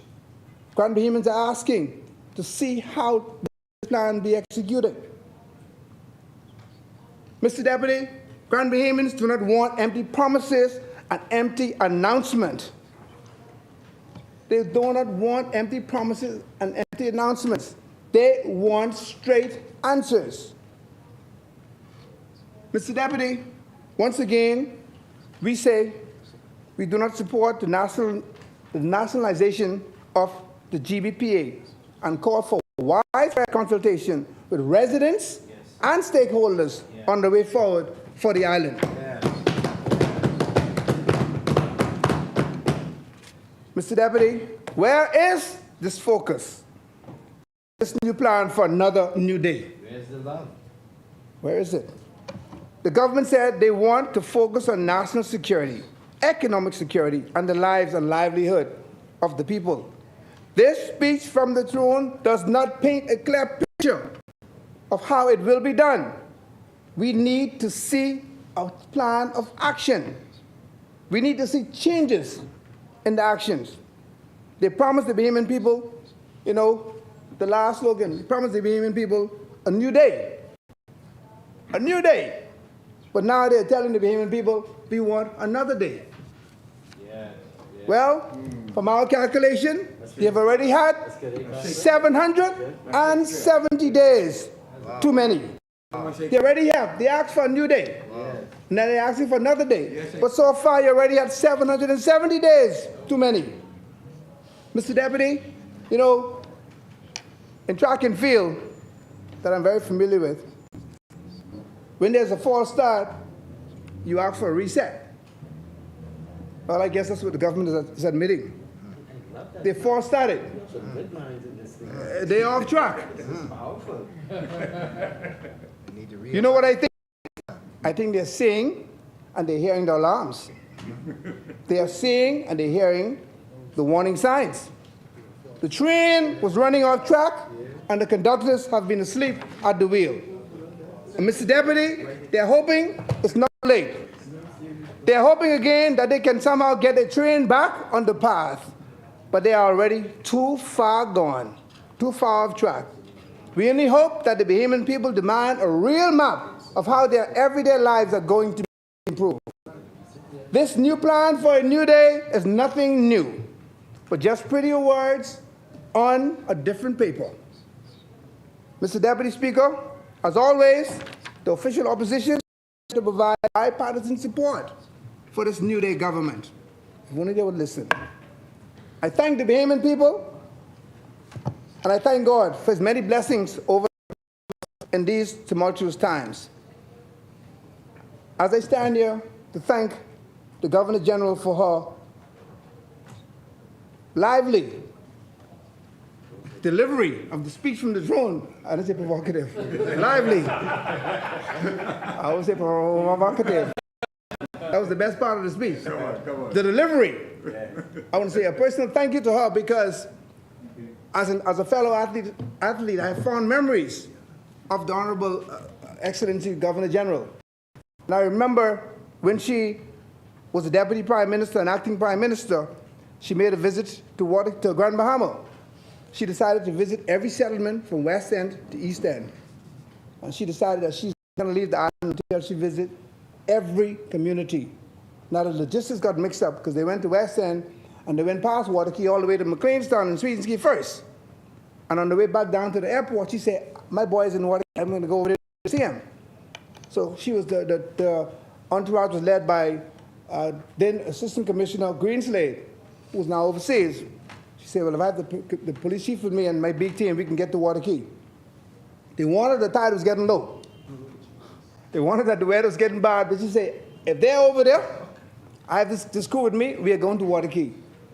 And they got to the boat landing, and some areas they had to turn the engine off and over the low water, but she made it to Waterkey. And I remember her sitting with me at the fishing lodge. Good memories of it is now gone, thanks to Dorian. Sitting on the veranda of the fishing lodge, we went into the watermelon field. I grew some big watermelons myself. And she picked watermelons, and we sat, and we took our time. They said, DPM, we got to go. She said, I'm going to take my time, eat my watermelon, dig some sweet potatoes, and at the end of the day, we bid farewell. But she took the time, and I want to thank her just for those moments, and thank her for her wonderful delivery, and I expect her to have a wonderful tenure as the new Governor General of our great country. Once again, Central Grand Bahama stands to thank the Governor General for her delivery of the speech from the throne, and hereby rest our presentation. Honorable member. As many.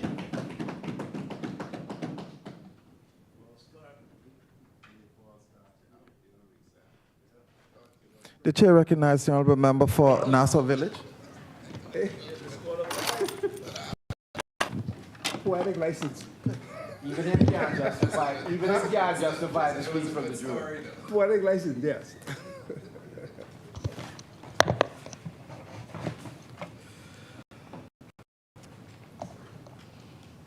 The chair recognizes the honorable member for Nassau Village. What would be a title? Was it? Oh, Madam Speaker.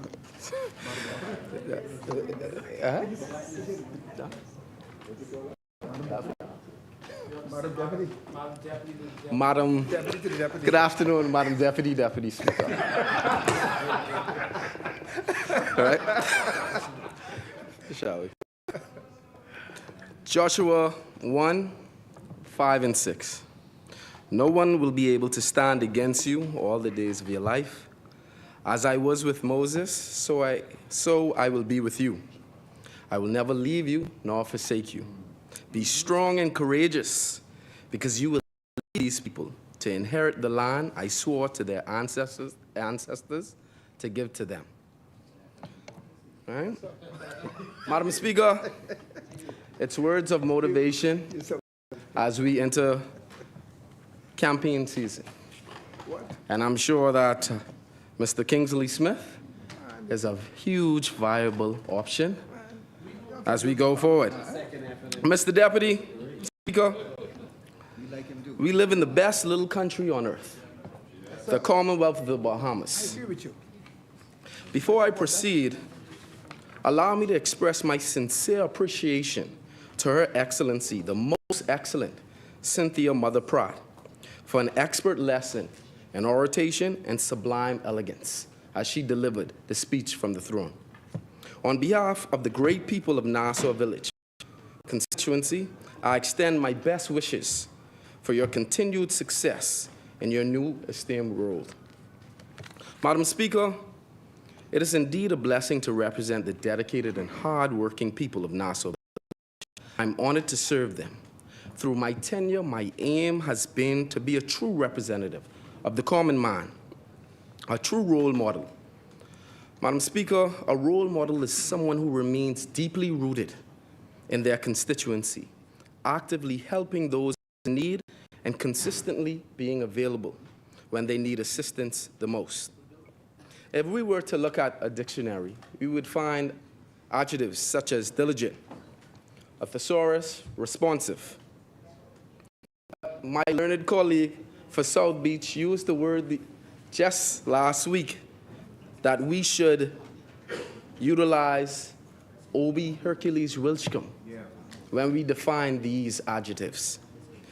You see, Madam Speaker, our late colleague's name will forever be in our hearts and on our lips as we go forward in this honorable chamber.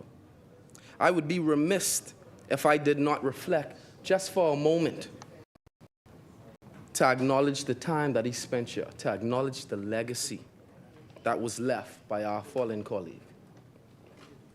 Minister Wilchcomb's untimely passing reminds us, Madam Deputy, of the fragility of life and the value of every moment we have together.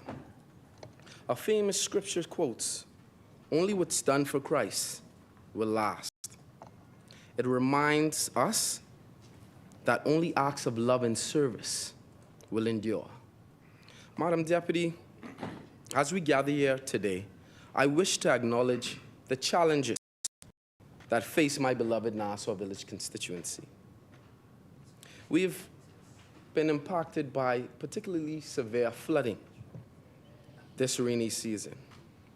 In recent times, the resilient community of Nassau Village has experienced the unfortunate and severe reality of flooding that has challenged the lives of our constituents. One notable case that underscores is the issues occurring in Stacks Avenue, off of Charles W. Sanders Highway, and also in Mount Tabor Estates, where our fellow citizens have faced the brunt of possible roads, causing disruption and distress.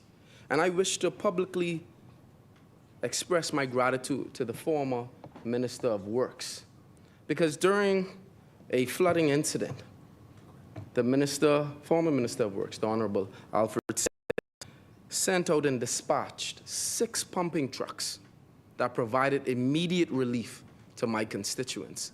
And on behalf of them, I extend sincere gratitude, sir. Madam Speaker, I spoke to an elderly constituent, Miss Bain, who stated that over the tenure of the former F&M representative, there was no representation. There was no care given to the flooding issue that occurred in the constituency of Nassau Village. And she simply wanted me to express gratitude to this New Day government for simply being responsive, having a heart for the people, and simply caring. Speaker. Yes, I just explained that the five pumping trucks provided immediate relief. But you see, Madam Speaker,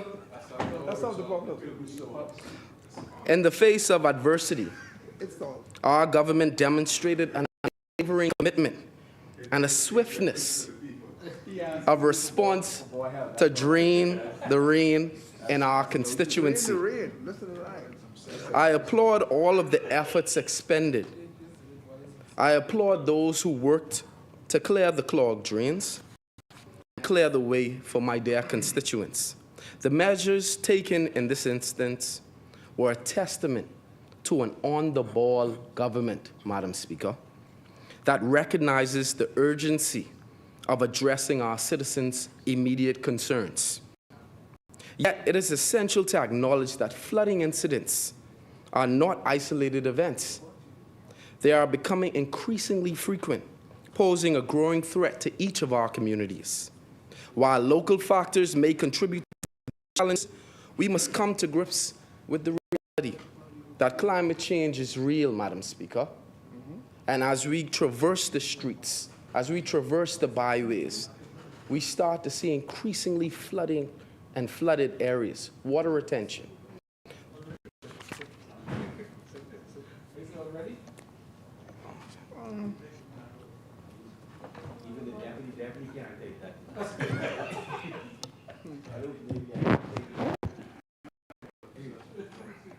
Mr. Deputy, even under the light of a Bahamian sun, a shadow looms, Mr. Deputy, over our beloved islands. And that shadow is the shadow of climate change. We have noticed the increase in sea levels. We have noticed flooding and sweltering heat. Like my daughter said, she's a 9-year-old, said the other day, "Daddy, the sun is sunny." The reality is that it makes sense. The torch. The reality is that climate change is consistently and continuously impacting each and every constituency, each and every community, each and every island. And it is an immediate threat of continued development. But let's not forget how in 2019, it visited death and destruction upon the Abaco Islands and Grand Bahama. It impacted negatively the salt output in Inagua. It stifled the growth of mangroves in Andros and strangled local industries like the conch industry in Auckland and Mayagona. But, Mr. Deputy, this is not a shadow that we can outrun on our own or ignore. As the parliamentary secretary in the Ministry of Foreign Affairs, we understand that we must take a multilateral approach toward external challenges, because these externalities impact us gravely. Our government and this Prime Minister, Mr. Deputy, has taken key measures to face this monster head-on, paving the way for the uses of renewables, producing locally and empowering Bahamian agriculture, and establishing a historic blue carbon credit scheme, harnessing the power of our seagrass meadows, which absorb more carbon than the Amazon rainforest. Mr. Deputy, we have never had a Prime Minister that has taken up the mantle of climate change more seriously than this Prime Minister. As Parliamentary Secretary in the Ministry of Foreign Affairs, I also would like to commend the work of this New Day government for the Bahamas' position on the issues at the United Nations General Assembly in New York just a few days ago. Minister Mitchell demanded reparations for loss and damage caused by climate change and highlighted that our country would not take no for an answer. Perhaps, Mr. Deputy, this may be a stepping stone for demanding reparations for unpaid injustices, such as slavery. Mr. Deputy Speaker, I mentioned before and I'll mention again, speaking about an on-the-ball government. I wish to return briefly to the constituency of Nassau Village. Early this year, I received a few calls regarding the health of the environment and requesting assistance in sanitation regarding a few communities. My office immediately responded, got to action, and resolved their immediate needs, ultimately resulting in gratitude from my constituents. But, Mr. Deputy, this is a testament to the responsiveness of our government. To the residents of Nassau Village, I wish to reaffirm my commitment to you. I am here to say that it is indeed a new day. Mr. Deputy, as your representative in the constituency of Nassau Village, and as their representative, I am continuously humbled and grounded in serving the communities, not only where I was born and raised and grew, but who have placed faith in me to represent them in this honorable House. Mr. Deputy, I would like to reflect on the last session of Parliament, where we passed nearly 200 pieces of legislation, working on the people's behalf, working for the people. Mr. Deputy, we do the people's work.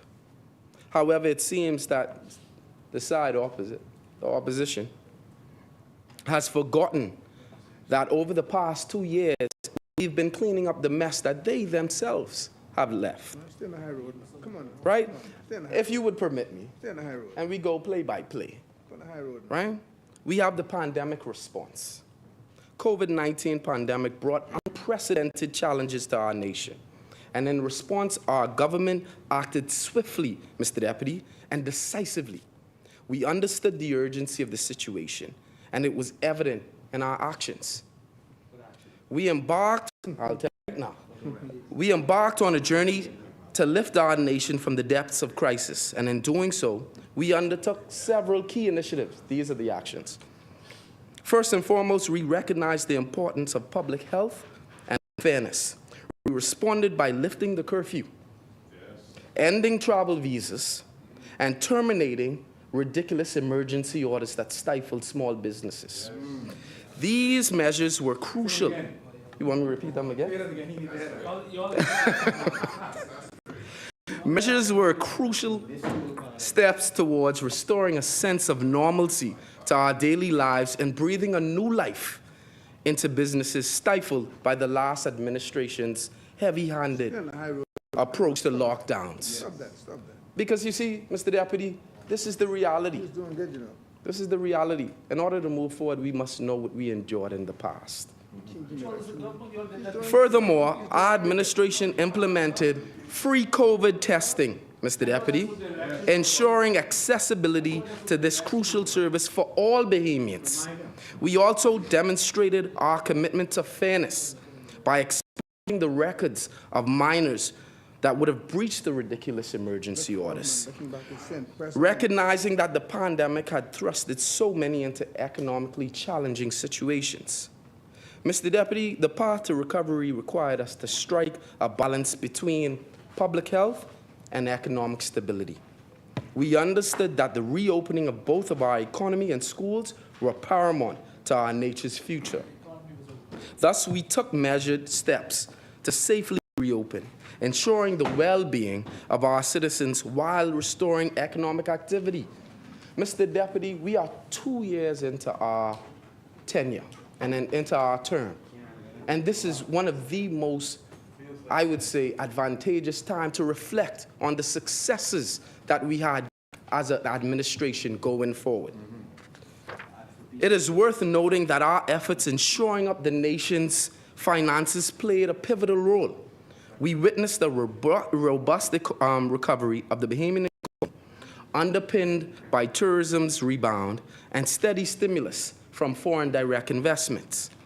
The recovery has reflected our continued commitment to financial stability. This track record of good money management, Mr. Deputy, and I say it again, this track record of good money management has been shared by financial institutions around the world. I find it interesting that the opposition members talk about this administration's spending, when the experts say we're keeping a sound house, Mr. Deputy.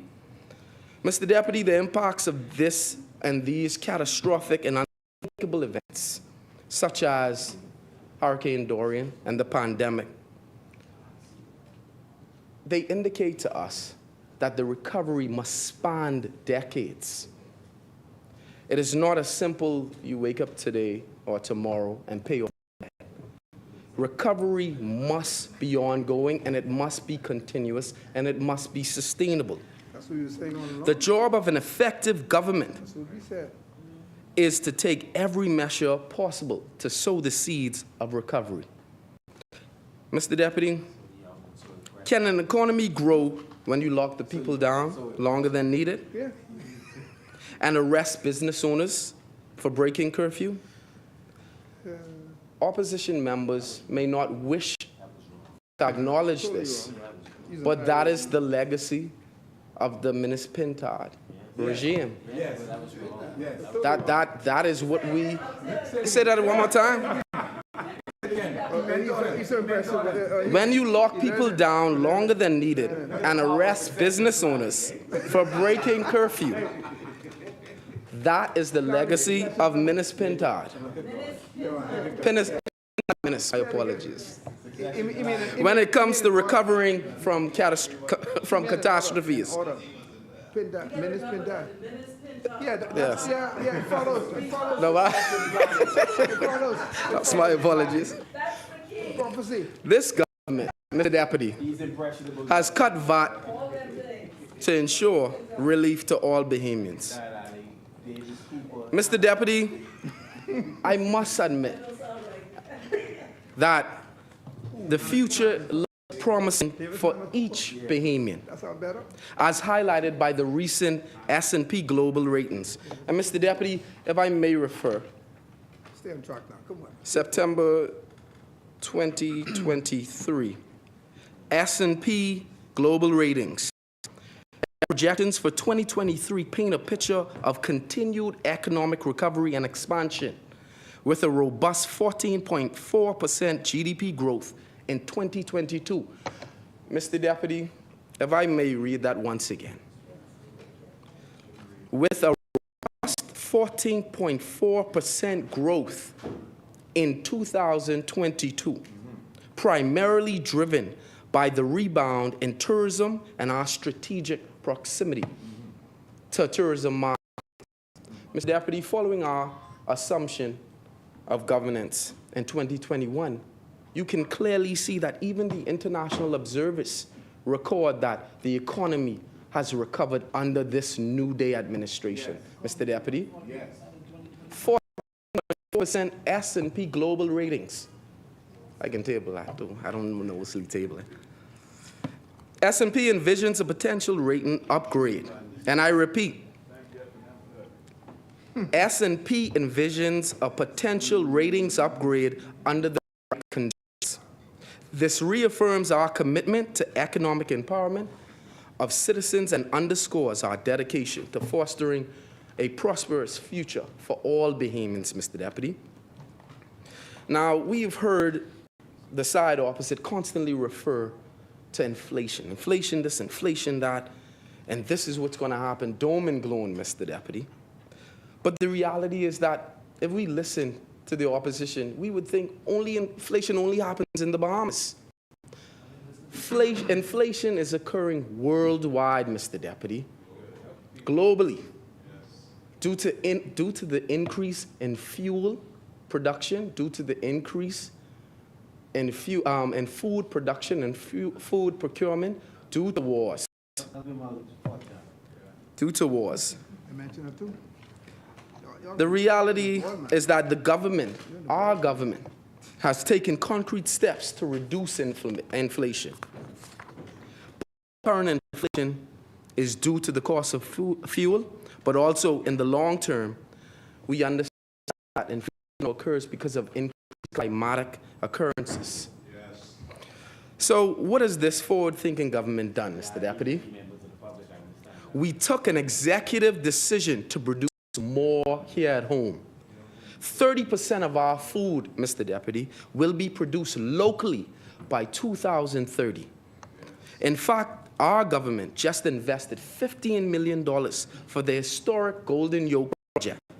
And I wish to publicly congratulate the former Minister of Agriculture on his work and his stellar performance as the Minister of Agriculture.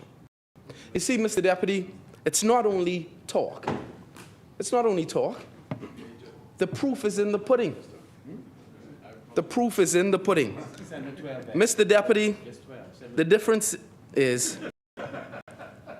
is we decided to plan ahead and ensure that the future of food staples like eggs are in the hands of Bahamians. We are ensuring that future Bahamians can afford the staples and necessities that we purchase each and every day. Bread basket, bread basket, bread basket. Produced and made in the Bahamas by Bahamians for Bahamians. To the matter at hand, Mr. Deputy, for small businesses and investment, things are also looking up. On Tuesday, the Bahamas welcomed a UK trade mission for the first time in 20 years. The delegation included experienced companies that are interested in investing in the Bahamas and helping to invest in infrastructure. This is a great opportunity for investment in Bahamian businesses, Mr. Deputy. But we must also remain mindful of our historical dependence on tourism, which I believe is overrepresented in our GDP. We will focus more on Bahamian ownership because we're truly trying and attempting to have long-term and sustainable benefit to each and every Bahamian. Our path forward demands prudent planning and diversification to ensure sustained Bahamian-owned growth in the future. However, Mr. Deputy, we did not stop at reopening and stabilizing. Our government initiated a series of social programs aimed at improving the lives of each Bahamian. We understood that recovery needed to reach every corner of our nation. Programs like the Affordable Housing Initiative, the Catastrophic Health Care Fund, Youth Guard program were emblematic of our commitment to uplifting those in need. As Parliamentary Secretary in the Ministry of Foreign Affairs, I am acutely aware of the ongoing situation on the ground in Haiti, Mr. Deputy. Before commenting, I'd just like to recognize the tireless work being done by Captain Godfrey Roll and the entire staff at the Embassy of the Bahamas in Port-au-Prince, who do excellent work under terrible conditions. His briefings on the situation makes it clear that the conditions in Haiti are deteriorating faster than previously thought. This has had deep implications for the Bahamas, as we have seen upticks in the attempted illegal landings herein. I would also like to thank the men and the women who work tirelessly as well on the Royal Bahamas Defense Force for apprehending the bulk of these illegal landings, and to the Immigration Department for repatriating them. Strengthening our borders was another essential aspect of our administration, Mr. Deputy. We recognize that the national safety and sovereignty demanded a robust response to border protection. Mr. Deputy, as we look at the past session of Parliament, we must acknowledge that these achievements were not the result of a single entity, but the collective efforts of a government dedicated to serving its people. The resilience of the Bahamian people combined with the unwavering commitment of our government has brought us to this point. As we embark on this new session of Parliament, Mr. Deputy, commencing today, our priorities remain clear. We are steadfast in our commitment to addressing the cost of living, uplifting our people economically, and strengthening both economic and national security. Mr. Deputy, we understand the daily struggles of our Bahamian people. We understand what they are going through, even as they grapple with the cost of living, fueled by the Russian invasion of Ukraine, and exacerbated by the increase of fuel prices and fuel costs. Our commitment to addressing this issue began, Mr. Deputy, by increasing minimum wage, and there's still more to come. The initiative is not just about income. It's about providing our working-class citizens with the means to afford basic necessities, including food, shelter, and health care. We recognize that when the working class thrives, Mr. Deputy, our entire nation prospers. Mr. Deputy, as outlined in our Blueprint for Change, our economic empowerment efforts also extend into education in terms of providing opportunities for Bahamians to pursue education and certifications through online coursework. I take this opportunity to mention that education is a powerful tool for economic development, and we want to ensure that each and every citizen has access to the skills and knowledge they need to secure gainful employment, legal employment, and increase their earning potential. Mr. Deputy, this government doesn't just preach these values, we live them. We boosted funding for the University of Bahamas. We increased funding for BAMSI, keeping our promise to fund our future through education. In conclusion, Mr. Deputy, I would just like to touch on our vision for economic empowerment. The two are linked, as it makes no sense to put money into education if those receiving the education decide to live abroad in pursuit of better lives. Our government left all bases covered, Mr. Deputy, and our vision remains strengthening and strong to enhance both economic and national security for Bahamians. We recognize that a secure nation is one where citizens can confidently pursue their economic goals. This government understands these concerns. We truly do. But most importantly, it has taken action, Mr. Deputy. We have acted on data that we would have collected. We have mobilized, and we're not just talk. The proof is still in the pudding. I remind and I reflect, Mr. Deputy Speaker, on the matter of crime. So constituents and Bahamians would ask, what has the government done? But the results are here, Mr. Deputy. Rape has decreased 15% this year. Murder is down 16%. Armed robbery is down 37%. And robbery is down 57%.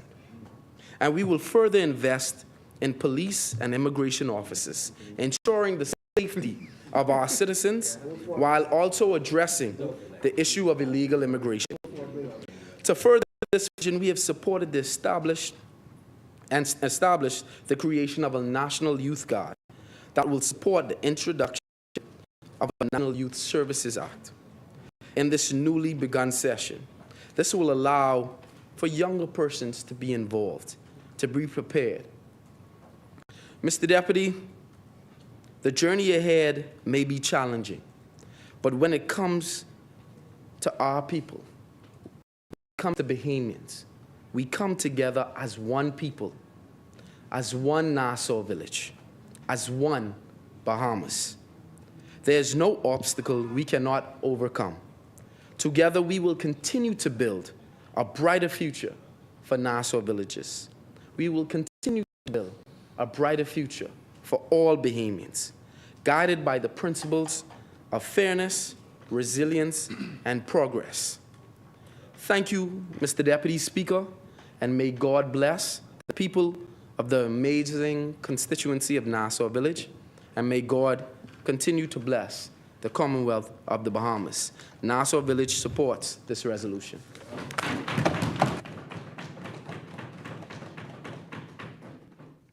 Thank you, Honourable Member.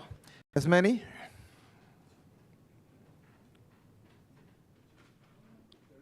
Yeah. Oh, no. The chair recognizes the Honourable Member for North Abaco. Yeah, you getting on early. You getting on early.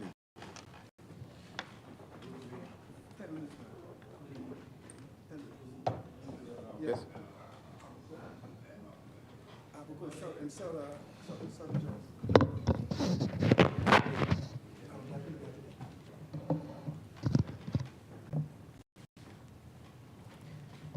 Deputy Speaker and colleagues, good afternoon. Through God's grace, I rise on behalf of the God-fearing, resilient people of North Abaco. An honor and a privilege I don't take lightly. Deputy Speaker, I wish to thank the Governor General, Her Excellency Cynthia A. Pratt, for the speech from the throne.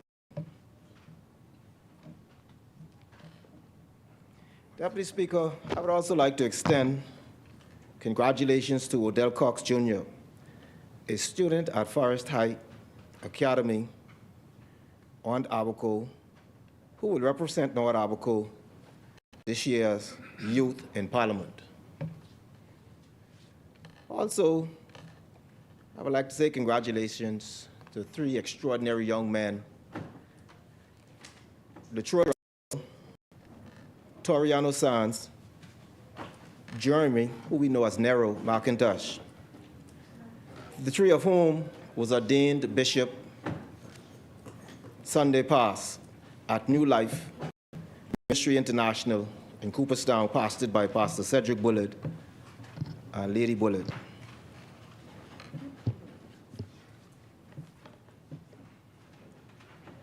Deputy Speaker,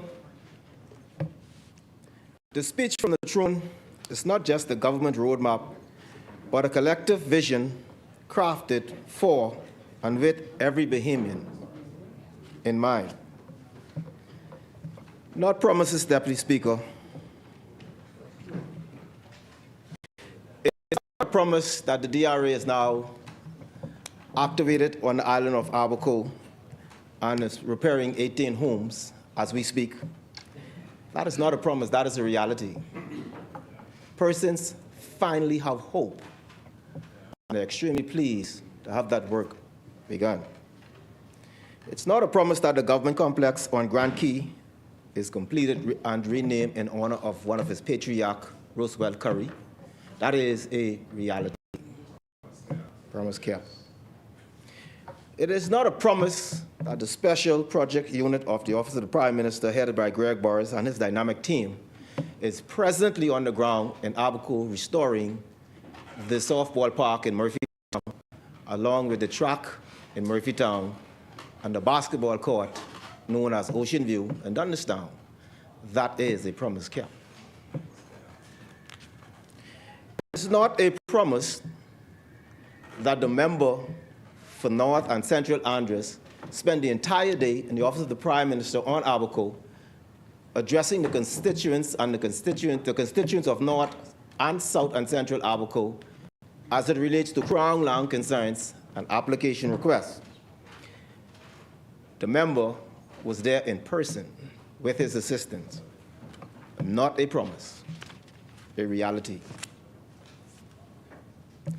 It is not a promise that the shelter floor would be poor, if not this week, early next week.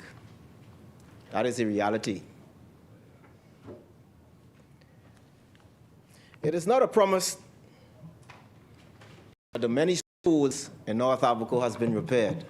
As a matter of fact, Angliston, I'm getting countless telephone calls about the double steel door refrigerator that was placed in Cooperstown Primary.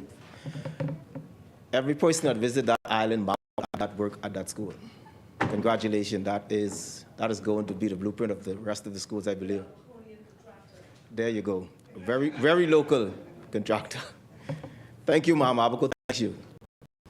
But that is not just a promise, it is a promise kept. Yes. As I sit and listen here today, I hear of many presentations from the opposite side. And I guess it's politics. It eludes me, how is it that we can forget so fast and be accused of being forgetful? You would believe the presentators was not the last administration as the government. Like they accused of having amnesia. That's ironic. I would like to agree with you then. Well, if you had acknowledgement and pride, you would recognize that I just enlisted you quite a number of things that was left undone during your 4 years, your 2 years after Hurricane Dorian. But I will go on to mention a few more things just to suit you and bring some comfort to you, some things that I've done locally. Because I was once questioned about my constituency funds in this place. But I would like to share. I was in communication with the schools throughout Abaco, and I was able to understand that there are students. You see, we are a caring government. We care. We only say it, we do. There are students who were having to utilize old uniforms. So I took it upon myself to use my constituency funds to give out coupons to purchase uniforms for those students. And this is not rocket science. This is simple caring. This isn't nothing new. This is simply caring. Maybe so. No, I would like for you, the person who questions, to listen. Why not? You don't like hearing the truth? Oh, sorry. Mount Hope.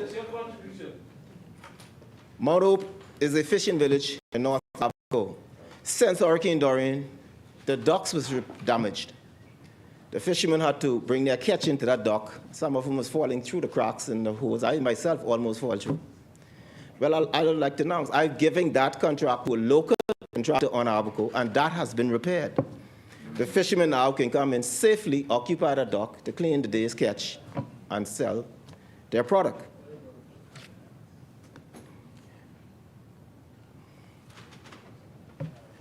The same was done to Foxtown Government Dock. There were planks that Hurricane Dorian took. I engaged a contractor, and he would have replaced those planks, and now, again, fishermen can utilize that dock. Murphytown Community Ballpark. There was no power there, no lights, and the president of the association asked, he wanted to start Abaco's Basketball Association again. I in turn engaged the service of an electrician. We installed a meter service there. I purchased lights from the US, had BPL install them on the poles, and I purchased a digital scoring board for them. And Friday, I was able to attend the second year now of the Abaco's Basketball Association, active and alive. You need to experience it to see the joy in the faces of those ball players, to be back on the court. Young men who could be doing any other thing other than playing basketball. These are the kind of results you're seeing through a caring member of parliament / government.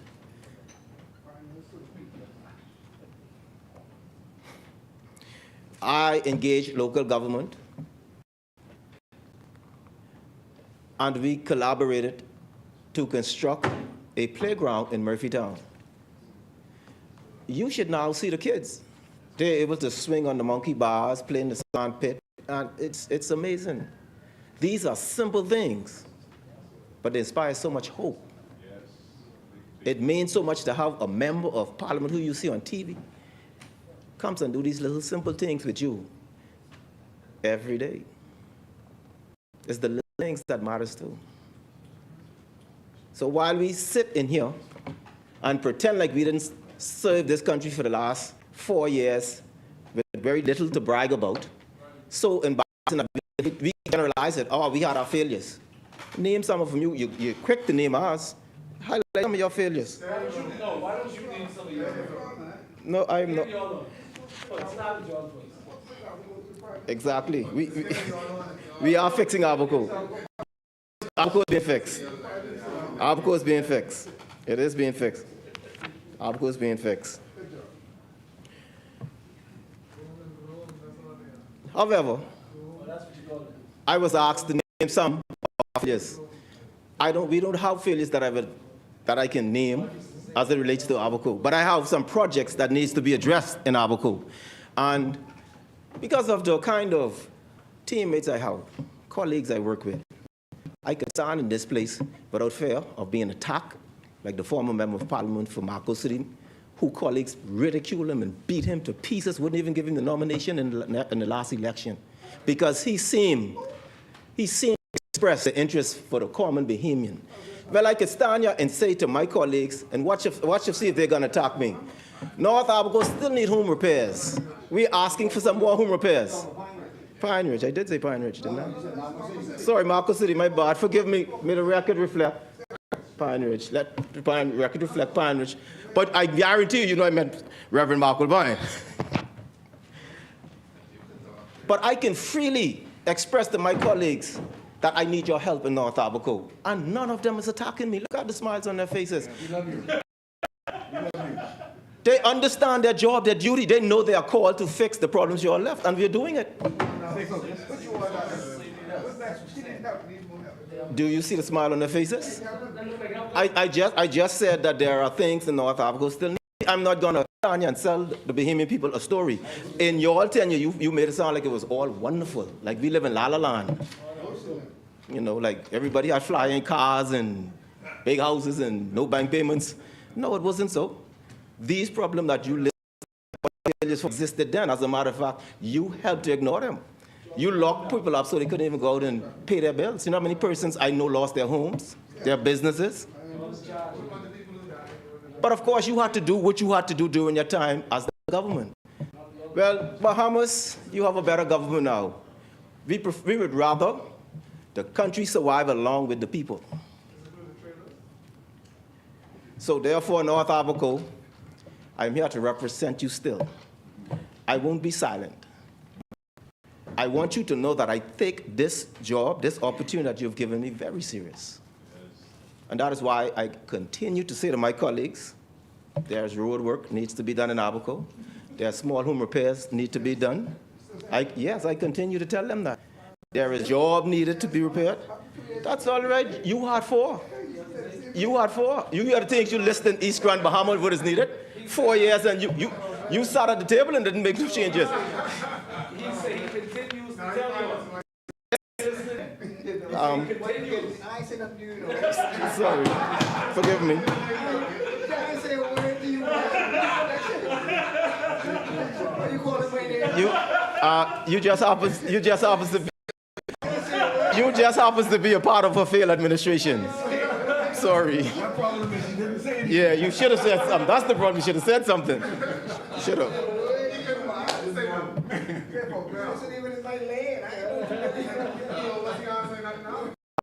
That's obvious. I'm glad you find it funny. But no, I take it extremely serious, and I recognize the responsibility of my duties here. That's why I will never relent nor fail to express the needs for North Africa. And I am honestly, you might make fun of it, but I am honestly grateful for the colleagues that I have. I mean, I can't express it enough. When I'm all excited and fair, they say, go on, it's not going to happen overnight, but we're going to fix it. And that means a lot to me. You know, especially watching Parliament to see what was displayed under your administration where a person was ridiculed just for asking for you to care about the poor man. You know, now all of a sudden we have all the love for the poor people. But that's cool. That's life. But again, I would like to thank the Governor General. That's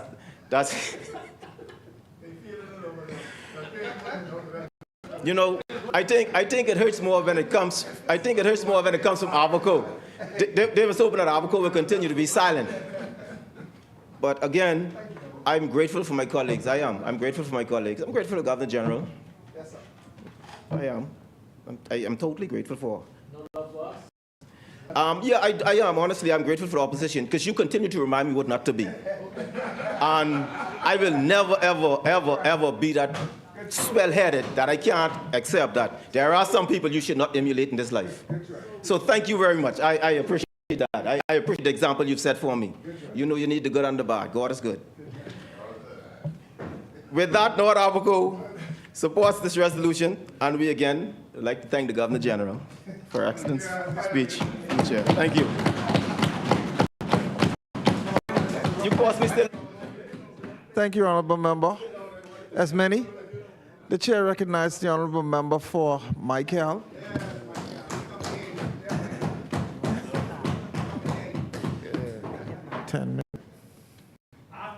Thank you, Mr. Deputy Speaker, for giving me the opportunity to thank the Governor General for the speech from the throne.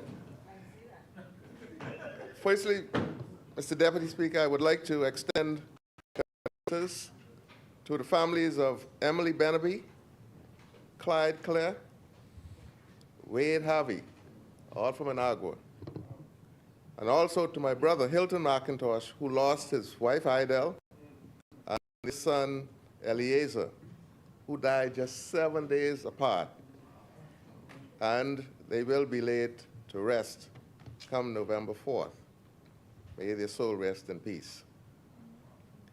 Secondly, Speaker, I would like to thank the great people of Maikal, mainly Meguana, Inagua, Crooked Island, Auckland, Long Key, to give me excellent support for being their representative and to be their voice in this honorable house, in which I always do my best and never to fail them. As we all know, Mr. Speaker, Mr. Deputy Speaker, the speech from the throne sets out the government agenda for the remaining terms in office. This speech, Mr. Deputy Speaker, was well planned and is achievable.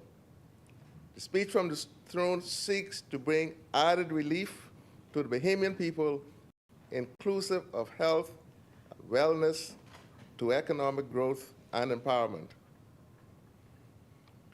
Mr. Deputy Speaker, this Davis-Cooper administration is beginning to implement services that will improve the quality of life for the Bahamian people, especially Maikal constituency, which is one of the most challenging in our country, with each island having its own unique challenge in different areas.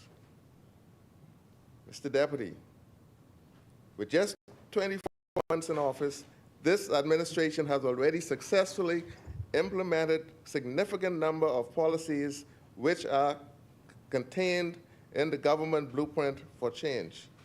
This administration priority is to focus on policies to rescue, recover, and begin to rebuild the economy. Take note that the GOP in 2022 grew to 14.4%, while the GDP in nominal terms grew only by 11.9%. Other key factors confirm that the public finances are being managed well, and the rebound strongly that the country is on the right track. Mr. Deputy, the Davis administration made number of commitments for this fiscal year, focusing on 3 pillars of national development, including national security, economic security, and personal security. The government has introduced a number of new bills, which include the Registrar General Bill, Consumer Protection Bill, legislation, Public Service Reform Bill, Digital Asset, Registered Exchange Bill, just to name a few. The government will introduce the Bahamas National Development Plan Bill, which will provide for the development and implementation of the Bahamas National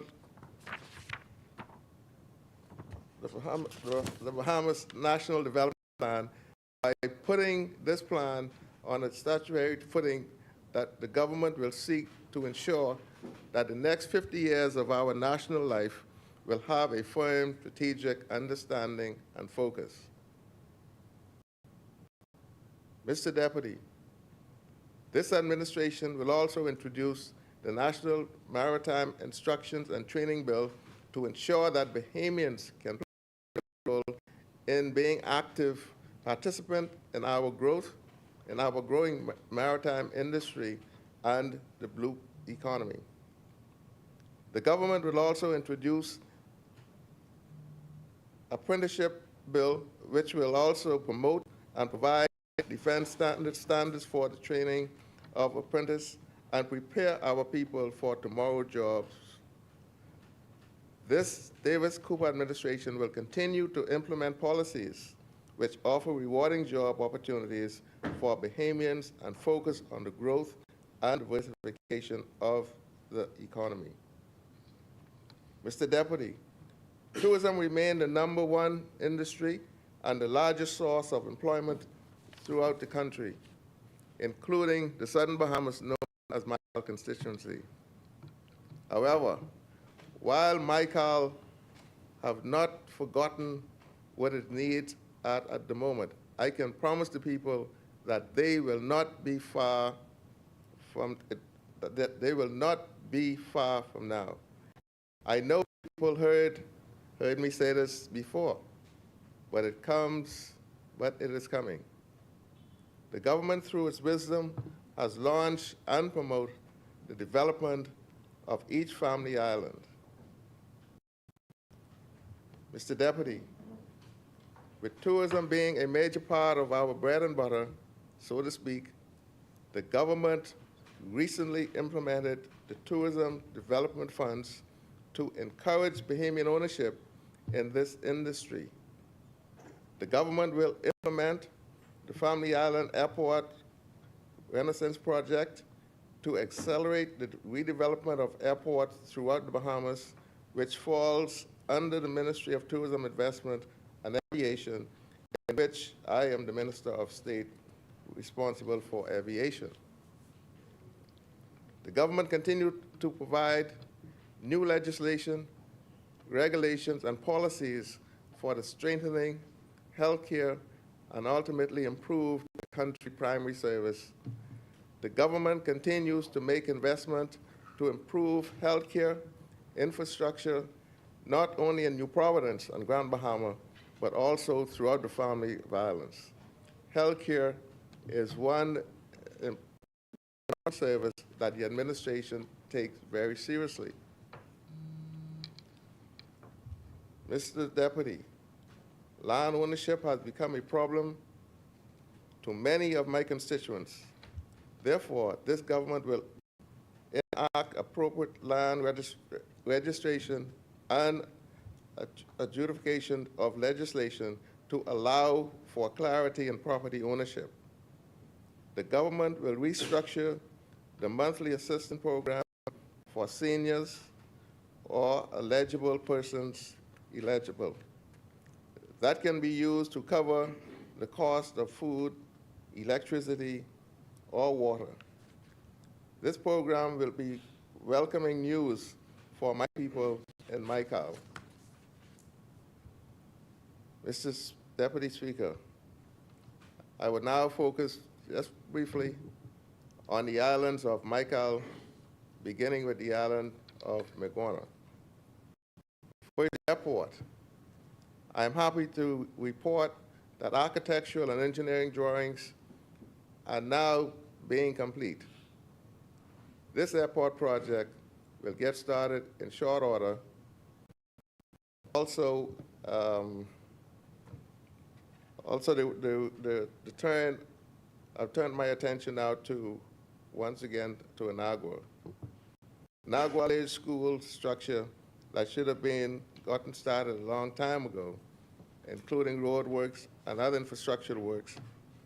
However, due to time constraint and previously mentioned in my last contribution in this place, I will not repeat them at this time, but will do so at a later date. Crooked Island, Mr. Deputy, I can say that the Pittstown Marina and Resort is 100% completion. The developer has already completed a number of rental cottages, other supporting structures, including restaurant, bars, etc. Roadworks are now being completed on the. Also noted that an additional new mailboat service was added to the boat schedule. I would like to thank the Minister. I'd like to thank Minister for Elizabeth, the Honorable Jobette Colby Davis, for her assistance. However, like I said earlier, due to constraints and previously mentioned in my last communication, I also would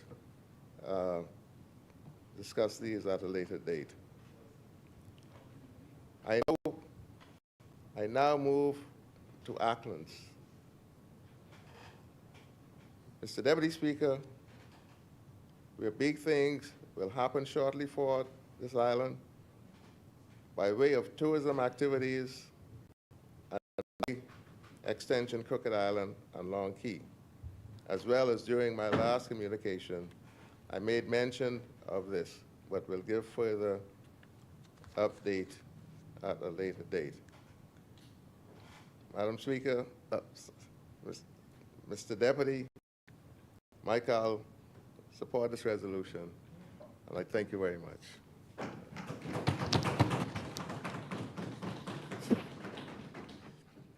Thank you, Honorable Member. As many, the chair recognizes the Honorable Member for Southern Shores. Good evening.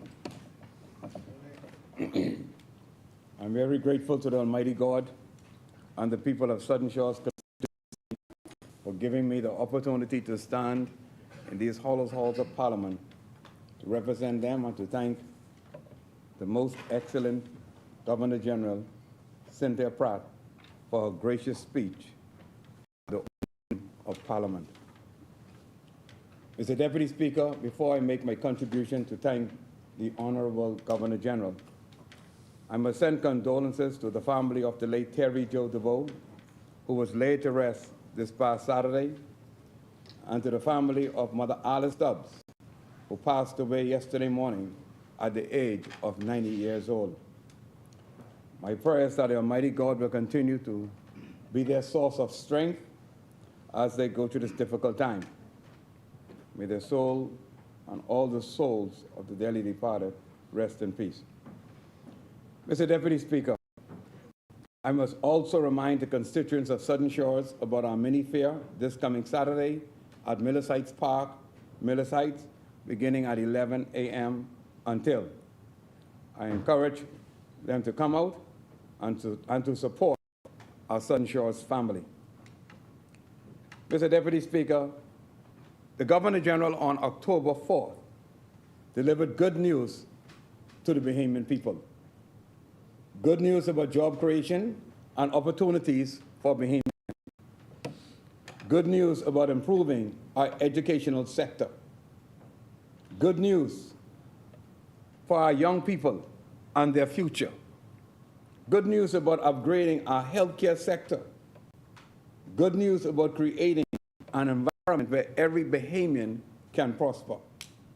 Mr. Deputy Speaker, this New Day government, led by Prime Minister the Honorable Philip Davis, came into office 2 years ago with a blueprint for change to address the challenges facing our country, especially those brought on by the mismanaged health and economic crisis under the previous administration. 2 years ago, our national debt had skyrocketed. 2 years ago, our economy was battered by a series of lockdowns and curfews. 2 years ago, we had the worst unemployment crisis in our modern history. 2 years ago, hundreds of Bahamians lost their jobs, lost their homes, lost their businesses, and lost their dignity.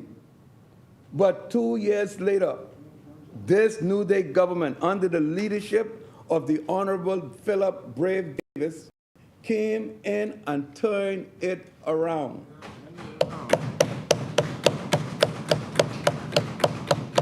The economy was restored. Homes, new homes were built. Jobs were created. Dignity restored.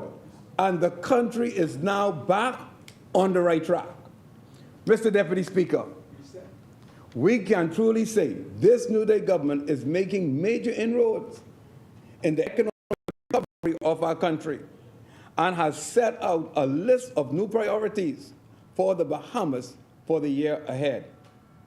As we did it then, we will do it now. Build a stronger, safer, and a secure Bahamas for all Bahamians. The Davis administration is committed to nation building. For this fiscal year, we will remain focused on three pillars of national development: personal security, economic security, and national security. Mr. Deputy, in the area of personal security, Southern Shores support the government's plan to boost the number, type, and quality of jobs available for Bahamians. The government believes employment plays a pivotal role in ensuring personal security for Bahamians. Therefore, steps will be taken to prioritize Bahamian jobs for Bahamian workers. Southern Shores also look forward to seeing the full operation for the formation of a new unit to review notice of vacancies processes to ensure that Bahamians have a fair opportunity to apply for available jobs that are created as the economy continues to grow and diversify. Mr. Deputy, every day our people are calling on us looking for jobs. Therefore, we welcome opportunities to improve the education of our people, to support the development of our people, to prepare them to take advantage of the opportunities that are to be created in the touristic sector. The Davis administration will continue to advance measures not only to expand jobs and opportunities in the touristic sector, but also promote greater economic ownership for Bahamians. Mr. Deputy Speaker, to further improve the economic security of our people, the government plans to introduce legislation to promote economic growth, combat the rising cost of living, provide housing support, protect national resources, develop national infrastructure. Our government will focus on strengthening economic and national security and address issues of climate change, irregular migration, crime, the backlog within the judicial system, and outstanding land issues. Mr. Deputy, high electrical costs represents a significant driver of high costs in the country. Therefore, measures are being taken to reduce the cost, and we highly appreciate that. Understandably, the government pledged to introduce a renewable energy bill to provide a framework for the expansion of renewable energy generation, while a new liquid natural gas bill will be provided, a framework for development of LNG generation. Bahamians can rest assured that with a young, vibrant, dedicated, skillful, and steady hand at the tiller in the Ministry of Energy, relief is on the way. I congratulate the Honorable Jobek Kobe Davis. Mr. Deputy, our government believes that food security is pivotal, food security plays a pivotal role in national security. The development of agriculture, the orange economy, and the diversification of our economy is a part of the mandate of the Bahamas Agricultural and Corporation. I am grateful to serve as executive chairman, along with a diverse group of board members and employees, to take on a number of projects in the countries at this time. The Ministry of Agriculture and Marine Resources, in collaboration with AIC, has launched the Golden Yolk Project to make the Bahamas self-sufficient in egg production. Studies and research have shown us that in order for this project to be successful, hundreds of Bahamian farmers will have to be committed to participate in this massive undertaking to produce millions of eggs on an annual basis. The recruitment exercise to attract those participants will begin shortly. Furthermore, Mr. Deputy, to ensure that there is enough feed to meet the demand of this project, the government has invested in a new state-of-the-art feed mill. The mill has been purchased and is now en route to the Bahamas. Mr. Deputy, our government is serious about reducing food inability in the Bahamas. BAIC, along with CARDI, have been working on a national crop schedule initiative that will enhance our food production and availability in the Bahamas. This initiative is designed where each major island will be responsible for growing an assigned crop at a particular time. BAIC will provide the input, technical support, and any other assistance necessary for food availability. We are serious about growing what we eat and eating what we grow. Mr. Deputy Speaker, Southern Shores thank the Governor General for delivering good news to the Bahamian people, and Southern Shores support this resolution. Thank you. Thank you, Honorable Member. As many, I recognize the Honorable Member for Freetown.